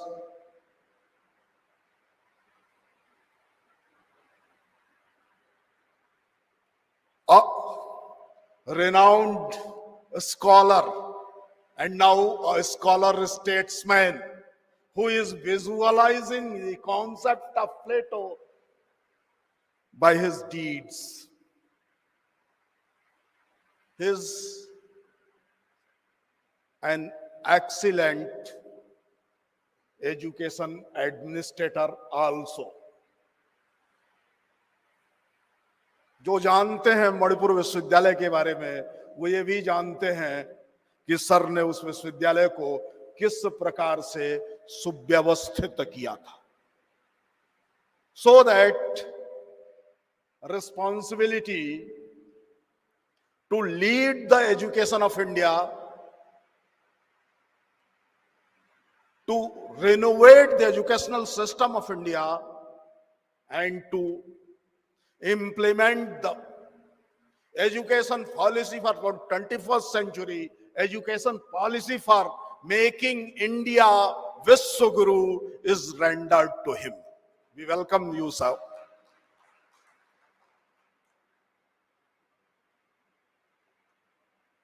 At the very time, I'm grateful to all the office bearers of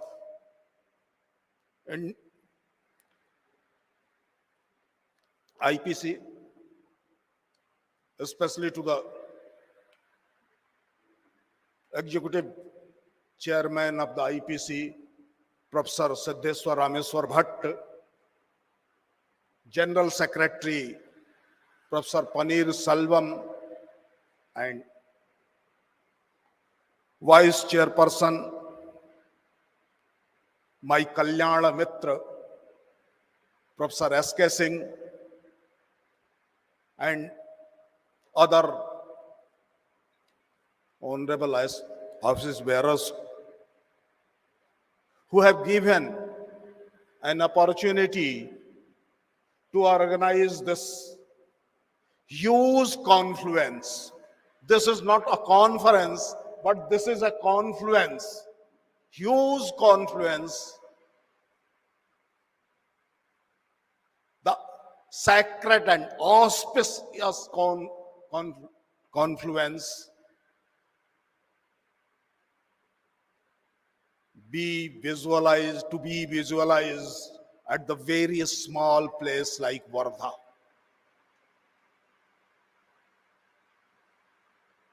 जगह छोटी है, गांव है, दंडकारण्य है।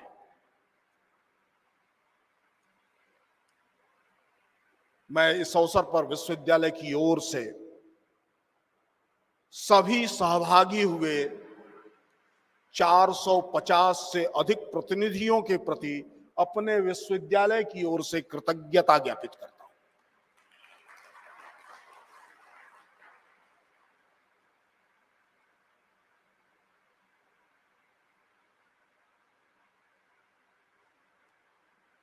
In last 4 days of this confluence,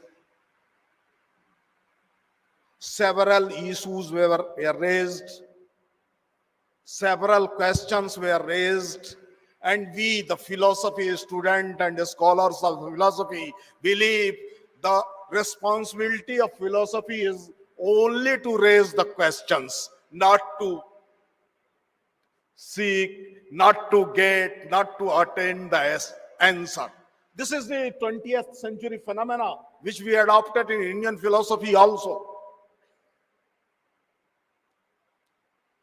लेकिन मैं यह जरूर कहूंगा कि यह कॉन्फ्रेंस इस दृष्टि से महत्वपूर्ण रही है कि हमने अपनी पहली जिम्मेदारी को, सवाल उठाने की जिम्मेदारी, प्रश्न खड़े करने की जिम्मेदारी और प्रश्नाकुल होने की जिम्मेदारी, ये स्वीकार की, लेकिन उत्तर की ओर भी बढ़े हैं।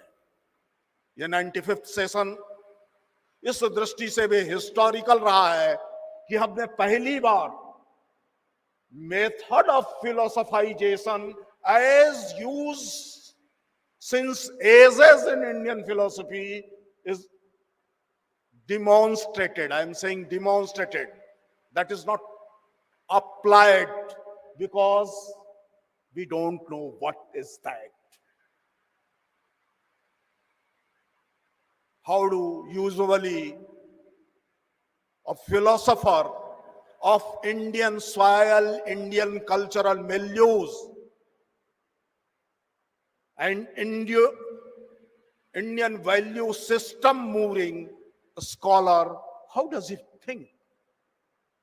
This is forgotten.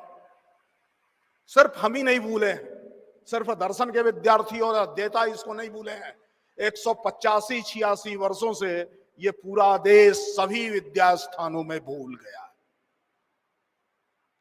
इस दृष्टि से यह हिस्टोरिकल है कि हम जब implementation of new education policy, the challenges of the 21st century and Indian response through its education system, इसको लेकर के पूरा देश एक अभियान चला रहा है। डॉक्टर सिंह और इनके मंत्रिमंडलीय और मंत्रिपरिषदीय अन्य सहयोगी इसको लेकर के पूरे देश के साथ एक वार फुटिंग एटमॉस्फेयर बनाए हुए हैं। हमने भी फिलोसफी की फील्ड में the Indianisation of the Indian philosophy, decolonisation of the Indian philosophy and revitalisation of philosophy, in issues पर चर्चा की है। हमारी बहुत सारी आशंकाएं हैं, बहुत सारे प्रश्न हैं। आज ये तो नहीं कह सकता है कोई कि the philosophy is the dead discipline, Indian philosophy is a dying system, dying philosophical discipline. लेकिन कुछ सवाल प्रोफेसर एस.के. सिंह जी ने उठाए और माननीय मंत्री जी ने द स्टूडेंट ऑफ फिलोसफी होने के नाते, is the doctor of philosophy, I am the student of philosophy. Student of philosophy होने के नाते मेरे ऊपर यह जिम्मेदारी दी कि इन प्रश्नों के उत्तर होने चाहिए। The answer is very much clear.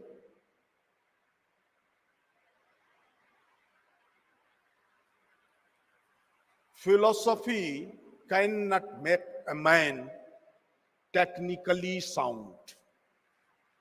But what is the challenges and issues?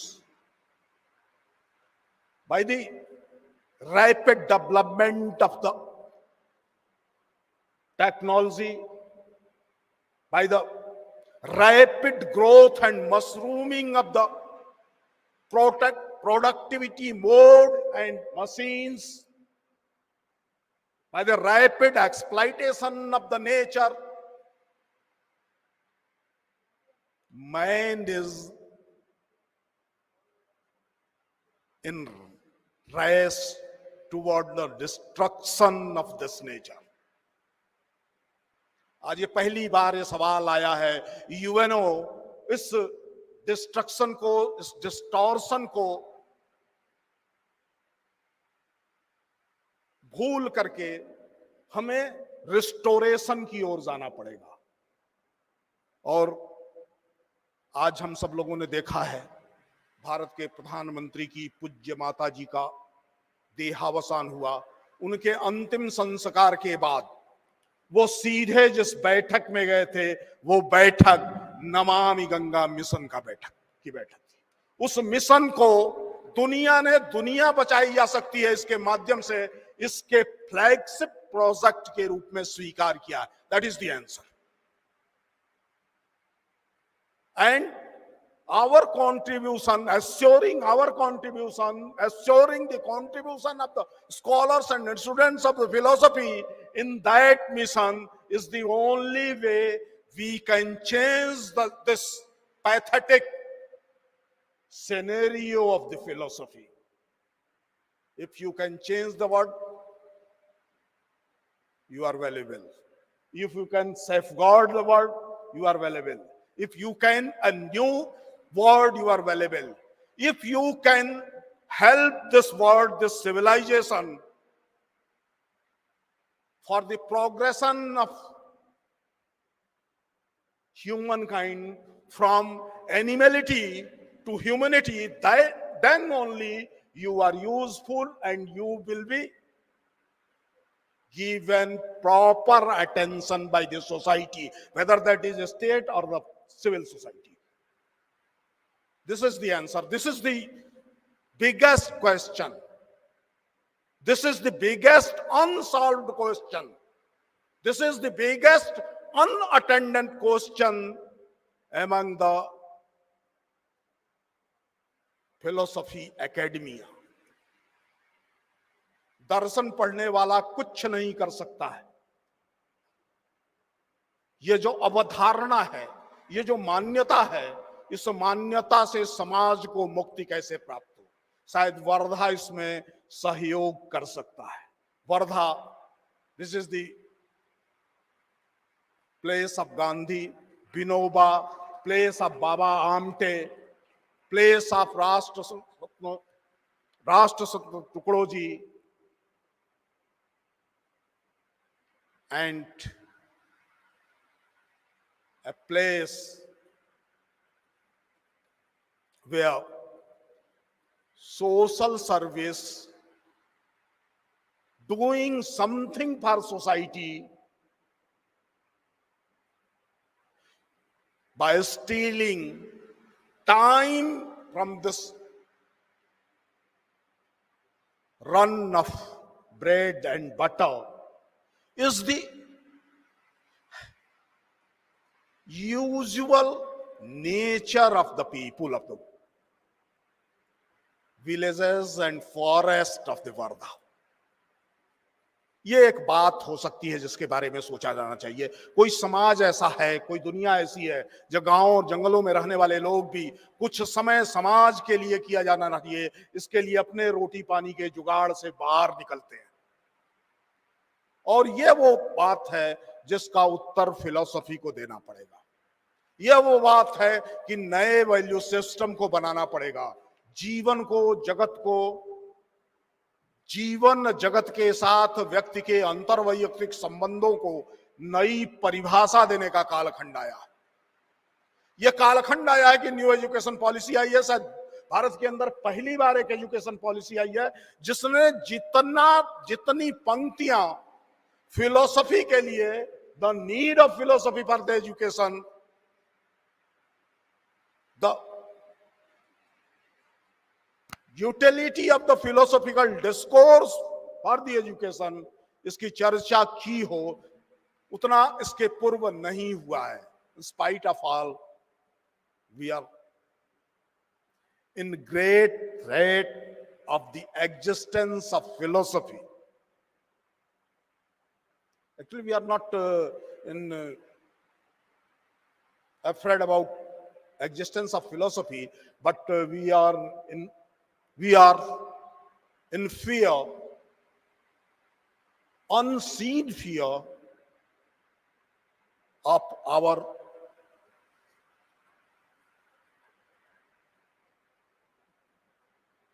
unresponsible behavior, non-responsible reactions towards the challenges, questions of our contemporary society, of our own time. We have to change this. What we are doing? We are teaching history of philosophy, nothing else. By the name of the recent philosophy, even we are teaching the history of recent past only. When we teach contemporary philosophy, we teach the philosophy of 19th century and 20th century.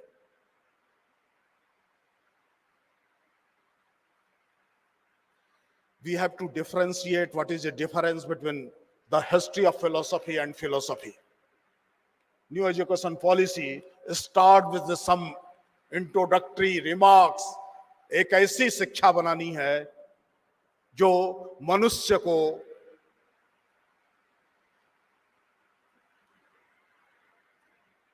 एक समीक्षात्मक बुद्धि, आलोचनात्मक मेधा और सृजनात्मक कल्पना से संपन्न कर सके.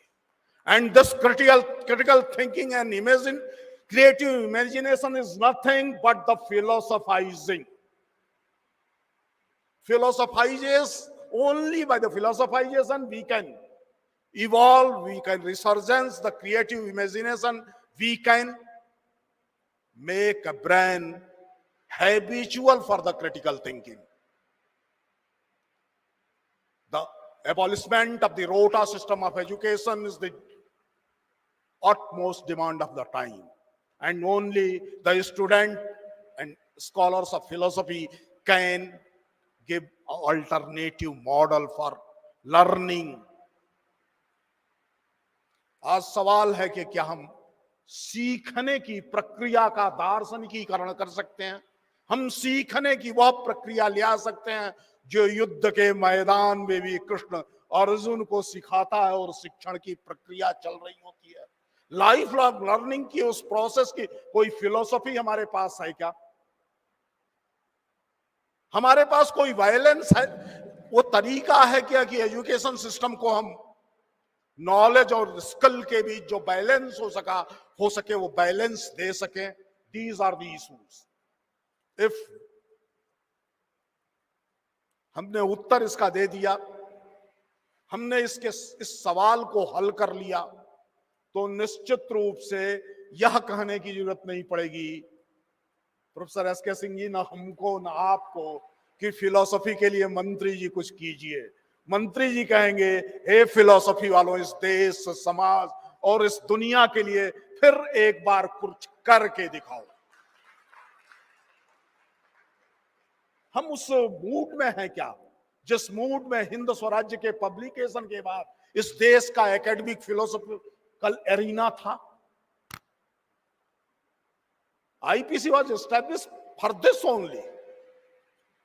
इस आईपीसी के स्टेप को एस्टैब्लिश करने के पीछे यही कारण था, जो कॉलोनियल फिलोसॉफिकल सिस्टम है, जो कॉलोनियल वर्ल्ड व्यू है, उस वर्ल्ड व्यू से बाहर निकल करके हिंद स्वराज्य ने जो रास्ता दिखाया है, भारत के स्वराज्य का, भारत के स्वराज्य के माध्यम से पूरी दुनिया के स्वराज का जो सिद्धांत गांधी ने प्रस्तुत किया था, जो सिद्धांत अरविंद ने प्रस्तुत किया था, जो सिद्धांत स्वयं टैगोर ने प्रस्तुत किया था, जिसके इंटरप्रिटेशन करने की कोशिश राधा कृष्णन एक तरफ कर रहे हैं। कल ही हम और प्रोफेसर मोहंती बात कर रहे थे, this year is the century year of the Indian history of Indian philosophy of S N. Dasgupta. एक किताब के 100 साल होने जा रहे हैं। क्या कोई विश्वविद्यालय बता सकता है कि एस.एन. दास गुप्ता जितने टाइप्स ऑफ फिलोसफी की बात कर रहे हैं, जितने टाइप्स ऑफ थिंकिंग की बात कर रहे हैं, आज से 100 साल पहले 50% of that those types are taught in the philosophy departments of India? उत्तर तो एक ही होगा, नहीं किया है। इन प्रश्नों के उत्तर देने होंगे। बी.एन. सील ने जो सवाल खड़ा किया था इंडियन फिलोसफी को लेकर के, पॉजिटिव साइंसेस, इस किताब में उसका उत्तर उसको हमने आगे बढ़ाया है क्या? एक समय था भारतीय दर्शन में चिंतक विज्ञान के नए सिद्धांतों को उदय के रास्ते बता रहे थे। हम उसके गीत तो आज भी गाते हैं, हम आज भी कणाद की चर्चा करते हैं। लेकिन क्या पिछले 100 वर्षों से 95 वर्ष इस संगठन के भी हुए हैं, इन्हीं उद्देश्यों से स्थापित था। पिछले 100 वर्षों में दुनिया के विज्ञान को नई सैद्धांतिकी देने की दृष्टि से इस फिलोसॉफिकल एरिना ने कुछ किया है क्या? वो समय बीत गया जब हमको मुगालते में रखने के लिए ये बताया गया था हमारा काम क्या है। हमारा काम तो क्लैरिफिकेशन ऑफ द कॉन्सेप्ट्स है। हमारा काम क्या है? एनालिसिस ऑफ दिस वर्ल्ड है। हमें उत्तर नहीं देना है। ये मुगालते में रहने, भ्रम में रहने के दिन बीते हैं। सेंटेनरी ईयर जब होगा तो क्या हम 2 वर्ष बाद, 3 वर्ष बाद, जब 100 वर्ष के एक ऑर्गेनाइजेशन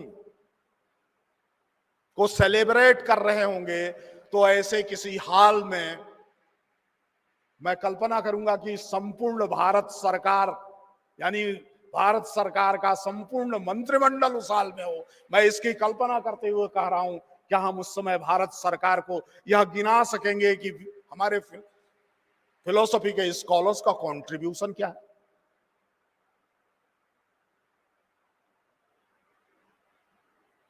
क्लासरूम के टीचिंग सिस्टम से बाहर निकल करके हमने सोशली रेलेवेंट, नेशनली इंपॉर्टेंट इस प्रकार के अनुसंधान की तरफ कोई ध्यान दिया है क्या? क्या हमने वो सवाल उठाए हैं कि जो distortion of the Indian philosophy हुआ है, मैक्स मूलर जिस प्रकार से परिभाषित करते हुए 6 सिस्टम से कह करके भारतीय दर्शन जो एस.एन. दास गुप्ता में 27 टाइप का है, उसको 6 दर्शनों में सीमित करता है, उसको हम आंसर कर सके हैं एस.एन. दास गुप्ता के 100 वर्षों बाद भी नहीं कर सके हैं। हम एक ही टेक्स्ट पढ़ाते रहे हैं इंडियन फिलोसफी के एंशिएंट टेक्स्ट को, for all Indian philosophy, that is the Sarva Darshan संग्राम माधव। वो कहीं षड दर्शन की बात करता है क्या? हम इस प्रकार का जो मिसनॉमर क्रिएट किया गया है, उस मिसनॉमर के को ठीक कर सके हैं क्या? जब हम अपने भ्रम का निवारण नहीं कर सके हैं, तो निश्चित रूप से हम भारत के लोगों के अंदर कॉलोनाइजेशन के कारण, वेस्टर्नाइजेशन के कारण, यूरोसेंट्रिसिटी के कारण से जो भ्रम निर्मित हुए हैं, उनका निवारण नहीं कर सकेंगे। भाषा का प्रश्न भी उतना ही महत्वपूर्ण प्रश्न है। हमने भारतीय भाषाओं में जो फिलोसफी है उसको एक्सप्लोर किया है क्या? भारत के विभिन्न आंचलिक भाषाओं में, रीजनल लैंग्वेजेस में संतों ने, सीयर्स ने, ऋषियों ने, आचार्यों ने जो दर्शन गाया है, उसका से हमारा परिचय हो पाया है क्या? मैंने कोशिश की थी कि इस हॉल के बाहर हर प्रांत से किसी एक ऐसे आचार्य और ऋषि का चित्र लगाया जाए जिसके इर्द गिर्द भारत के उस भूभाग की जीवन प्रणाली घूमती है। हम में से बैठे हुए कितने लोग गुरु जम्बेश्वर के बारे में जानते हैं? When world is crying for restoration of the ecosystem, the philosophy of Jambeswar is the answer of that. हम में से कितने लोग ज्ञानेश्वर के बारे में जानते हैं? ज्ञानेश्वरी जानते होंगे लेकिन ज्ञानेश्वर के बारे में नहीं जानते, उनके इंपैक्ट्स के बारे में नहीं जाने बिना आप फिलोसॉफिकल एनालिसिस और रोटा सिस्टम से उनके सिद्धांतों को याद करके फिलोसॉफी को रेलिवेंट नहीं बना सकते। और हम सब जानते हैं इररेलिवेंट चीजें चलती नहीं है। This is time when we have to ask for the relevancy of the philosophy. The society is asking for philosophy, relevant philosophy. The nation is asking for the relevant philosophy. And we are very much engaged in doing such things which are not relevant. पुराना होने से अच्छा नहीं होता है, लेकिन नया होने से सब अच्छा है, यह भी ठीक नहीं है। हमने जो कहा है वह बात सब ठीक नहीं है, लेकिन पश्चिम से जो आया है वह भी सब ठीक नहीं है। जो ठीक है उसको समीक्षा बुद्धि के साथ समाज के सामने प्रस्तुत करने का यत्न हम करेंगे क्या? मैं आप सबसे कह रहा हूं, मैं भी उसमें से शामिल हूं। एक दर्शन के विद्यार्थी के रूप में आप सबसे कम जिम्मेदारी हमारी भी नहीं है, मेरी भी नहीं है, लेकिन किसी न किसी को तो जागते रहो चौकीदार की तरह एक बार आवाज लगानी पड़ेगी। और मैंने फिलोसफी एरिना में वॉचमैन की जिम्मेदारी स्वतः स्वीकार कर ली है, तो मैं कहूंगा ऐ सोने वालों जागते रहो। You are having the treasure of this nation, लेकिन अगर आप सोते रहोगे तो कोई ना कोई चोर चुरा ले जाएगा इस खजाने को। चोरी निरंतर जारी है। एक वॉचमैन के तौर पर इस अवसर पर मैं आपसे कहूंगा कि आप इसको देखिए कि जो ट्रेजर आपके पास है उसको बैरिकेटिंग की भी जरूरत है, लेकिन उसको गेट की भी जरूरत है, उसको विंडोज की भी जरूरत है। कहीं ऐसा तो नहीं है विंडो के रास्ते चोर घुस रहा है, कहीं ऐसा तो नहीं है कि हमने गेट बंद कर लिया है और जो हमारा गेस्ट आने वाला है वो नहीं आ पा रहा है, कहीं ऐसा तो नहीं है कि जो हमने स्टील फेंसिंग बना रखी है इसमें कोई इलेक्ट्रिसिटी का वायर गिर गया है और हमको जलाएगा, हमको करंट लगाएगा। दीज आर द इश्यूज जिन पर हमको एड्रेस करना है। ये टाइम है जब रिवाइटलाइजेशन ऑफ फिलोसफी करनी होगी, रिजुनेशन ऑफ द इंडियन फिलोसफी करनी होगी, decolonisation of the philosophical system करना होगा, indigenous Indian philosophical thought process को फिर से हमें प्रारंभ करना होगा। वो विचार प्रक्रिया प्रारंभ होगी शायद वर्धा का अधिवेशन, क्योंकि यह गांधी की धरती है, विनोबा की धरती है, ये बाबा आमटे की धरती है। ये धरती वो है जिसको कालिदास अग्निमित्र में याद करता है, जब आक्रमणकारी हूणों से शकों से लड़ता हुआ अग्निमित्र युद्ध से क्लांत होता है तो वैदर्भी रीति का प्रयोग करते हुए कालिदास कहता है कि वर्धा की राजकुमारी एक विजयी राजकुमार की प्रतीक्षा कर रही है। इस देश की जनता हम दार्शनिकों से एक ऐसे ही विश्व विजयी अध्येता और दार्शनिक चिंतन की अपेक्षा कर रही है। हम उस जिम्मेदारी को पूरा करेंगे तो सरकार हो या समाज हो, निश्चित रूप से हमारी जिम्मेदारी को पूरा करेगा। मैं सिर्फ आपको इस अवसर पर और याद दिलाऊंगा, हम सब ने खंडन खंड खाद्य का नाम सुना है, हमने सब ने खंडन खंड खाद्य का नाम, हाँ, श्रीहर्ष का नाम सुना है। राजा श्रीहर्ष नहीं, दार्शनिक श्रीहर्ष की मैं बात कर रहा हूं। उससे पूछता है, पैदल जाता हुआ चला जा रहा है, तुम कौन हो? तुमने काफी पढ़ाई की है, लेकिन तुम्हें मिला क्या है? जो श्रीहर्ष उत्तर देता है, वो उत्तर आपके प्रश्नों का उत्तर है। मुझे सामान्य आदमी मत समझो, नंगे पैर चल रहा हूं, एक धोती है, एक ऊपर छोटी सी चादर है, इस नाते तुम मुझे दरिद्र मत समझना, भिखमंगा मत समझना, अकिंचन मत समझना। तांबूलद्वयमासनम चलबते कान्य कुब्जेश्वरात्, मुझे कान्य कुब्जेश्वर यशो वर्मा तांबूल दे करके सम्मानित करता है, बैठने के लिए आसन देता है, वो हम श्रीहर्ष हैं। मैं आपको याद दिलाना चाहता हूं, दुनिया में फिलोसफी का कोई governmental organisation, the Indian Council of Philosophical Research is only governmental organisation funded, supported by the government, but an autonomous organization। ये फिलोसफी को पूरी दुनिया में मिला हुआ है। भारत अपने दार्शनिकों को इस रूप में देखना चाहता है कि हम सपोर्ट करेंगे, लेकिन आपको साधित नहीं करेंगे, आपको बाधित नहीं करेंगे। आप स्वतंत्र चिंतन की ओर, राष्ट्र के चिंतन की ओर बढ़ें। यह हमारे लिए ऐसा अवसर होगा आने वाला शताब्दी वर्ष, जब हम वास्तव में अपनी चरितार्थता पूरी कर सकते हैं। इसके लिए निश्चित रूप से मैं, जिसकी शुरुआत में भी चर्चा हुई थी, आगे वोट ऑफ थैंक्स होगा तो उसकी भी चर्चा करूंगा। जेनरस सपोर्ट जो भारत सरकार की विविध संस्थाओं ने हमें उपलब्ध कराया है। मंत्री जी, किसी भी संस्था ने हमने उससे कुछ मांगा सहयोग, उसने मना नहीं किया। सीमाएं तो सबकी हैं, अनंत की ओर कोई नहीं जा सकता है, लेकिन अपनी सीमित स्थितियों में सबने हमें सहयोग किया है। मुझे ये पॉजिटिव रिस्पांस दिखाई दे रहा है। इस पॉजिटिव रिस्पांस को और अधिक affirmative with conviction with philosophy हम कैसे कर सकते हैं, इसका रास्ता हमको निकालना होगा। आप सबको, आप सब 4 दिन रहे, तकलीफ हुई होगी, गर्मी भी ज्यादा है, ज्यादा सुविधाएं उस विश्वविद्यालय में नहीं है। गांधी के सपनों का विश्वविद्यालय बनाना था, इसलिए ज्यादा सुविधाएं जुटाई भी नहीं जानी है। एक अर्धनिर्मित हाल में हमने 4 दिन कार्यक्रम किया है, उसकी भी अपनी समस्याएं रही हैं। इन सब के बीच आपके लिए जो सुविधा जुटाने का प्रयास इस विश्वविद्यालय के शिक्षकों, कर्मचारियों और छात्रों ने अनवरत मेहनत करके की है। कल की रात तो पूरी रात वो जगे हुए थे।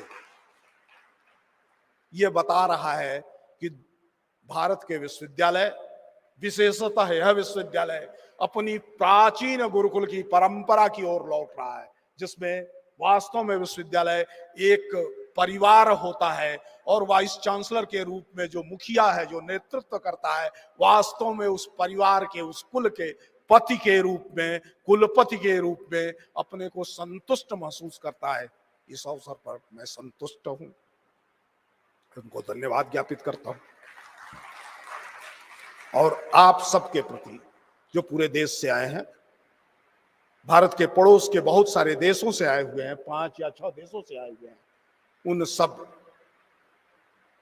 को फिर से वर्धा आने का निमंत्रण देता हूं। शताब्दी वर्ष चाहे जहां होगा, हम एक सेशन कोई वर्धा में जरूर करेंगे। इसके साथ आप सबको बहुत बहुत धन्यवाद। विशेष रूप से मंत्री जी, 3 घंटा मिलना मुश्किल होता है, 3 दिन दिया है आपने, इसके लिए हम आपके आजीवन ऋणी रहे।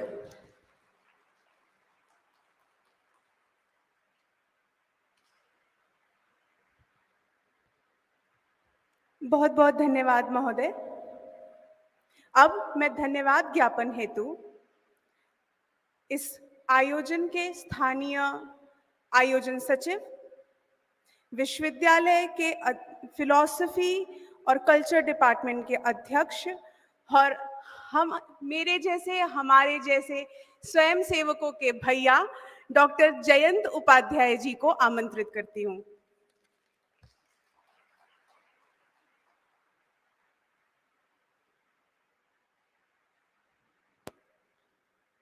आभार रमसा जी। माननीय मंत्री महोदय, माननीय कुलपति जी, आदरणीय मंच, सम आदरणीय सभागार।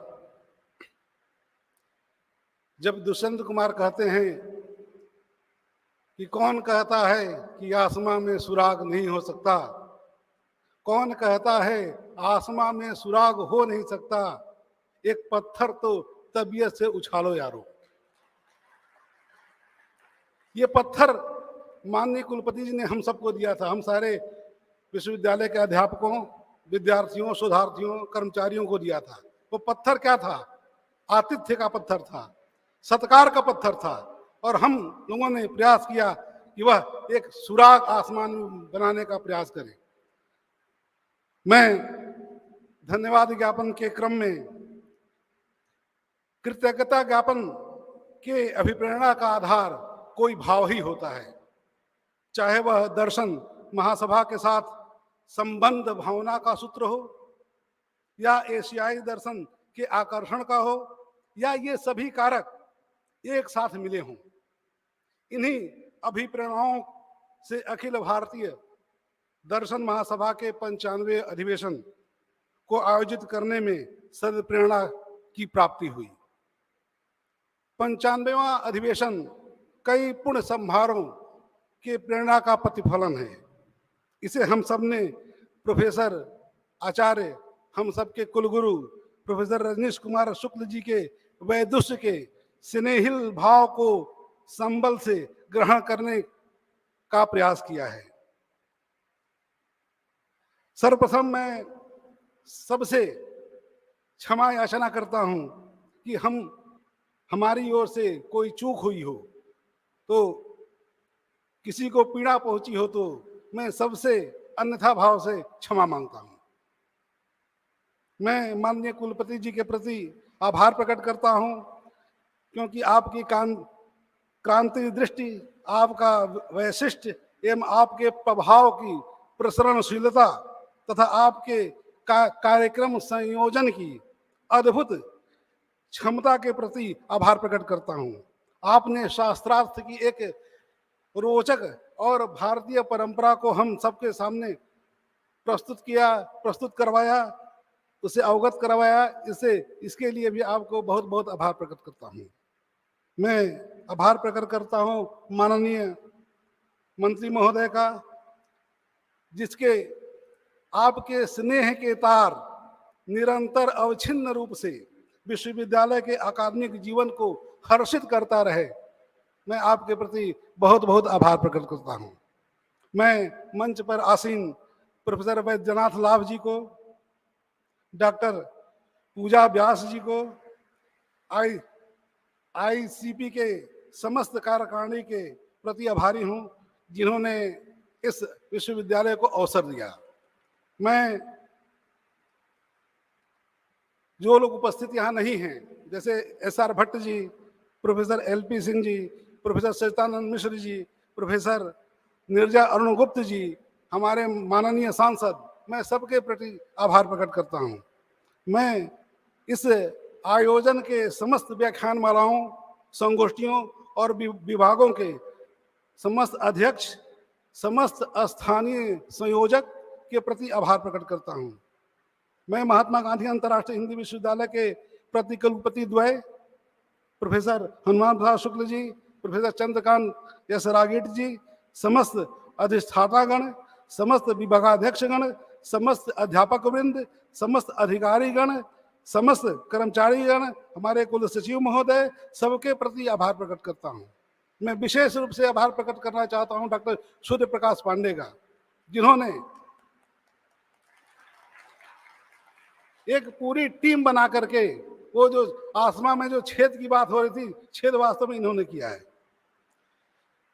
मैं पवन कुमार जी के प्रति, अरविंद कुमार, राजीव पाठक, मनोज मानापुरे और अमित विश्वास के प्रति बहुत बहुत आभार प्रकट करता हूं।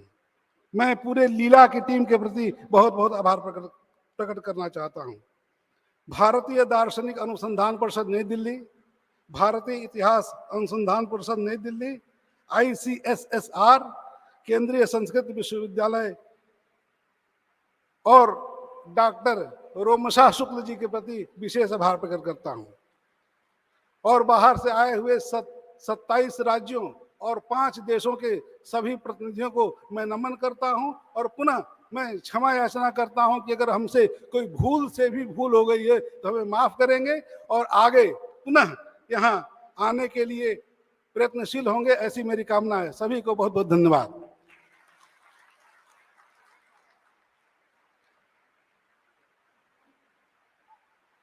धन्यवाद आचार्य। अब सभागार से निवेदन है कि वे राष्ट्रगान हेतु सज्ज हों। तकनीकी टीम से निवेदन है कि वे राष्ट्रगान प्रेषित करें।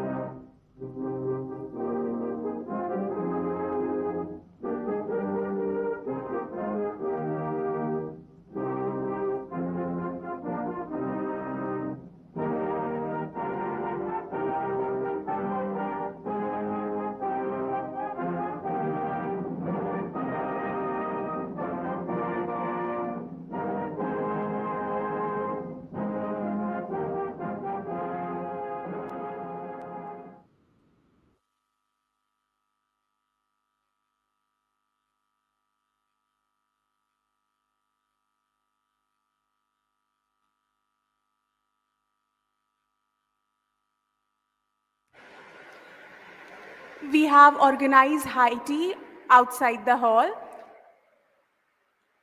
A kind announcement for all the delegates. We have organized the high tea outside the hall.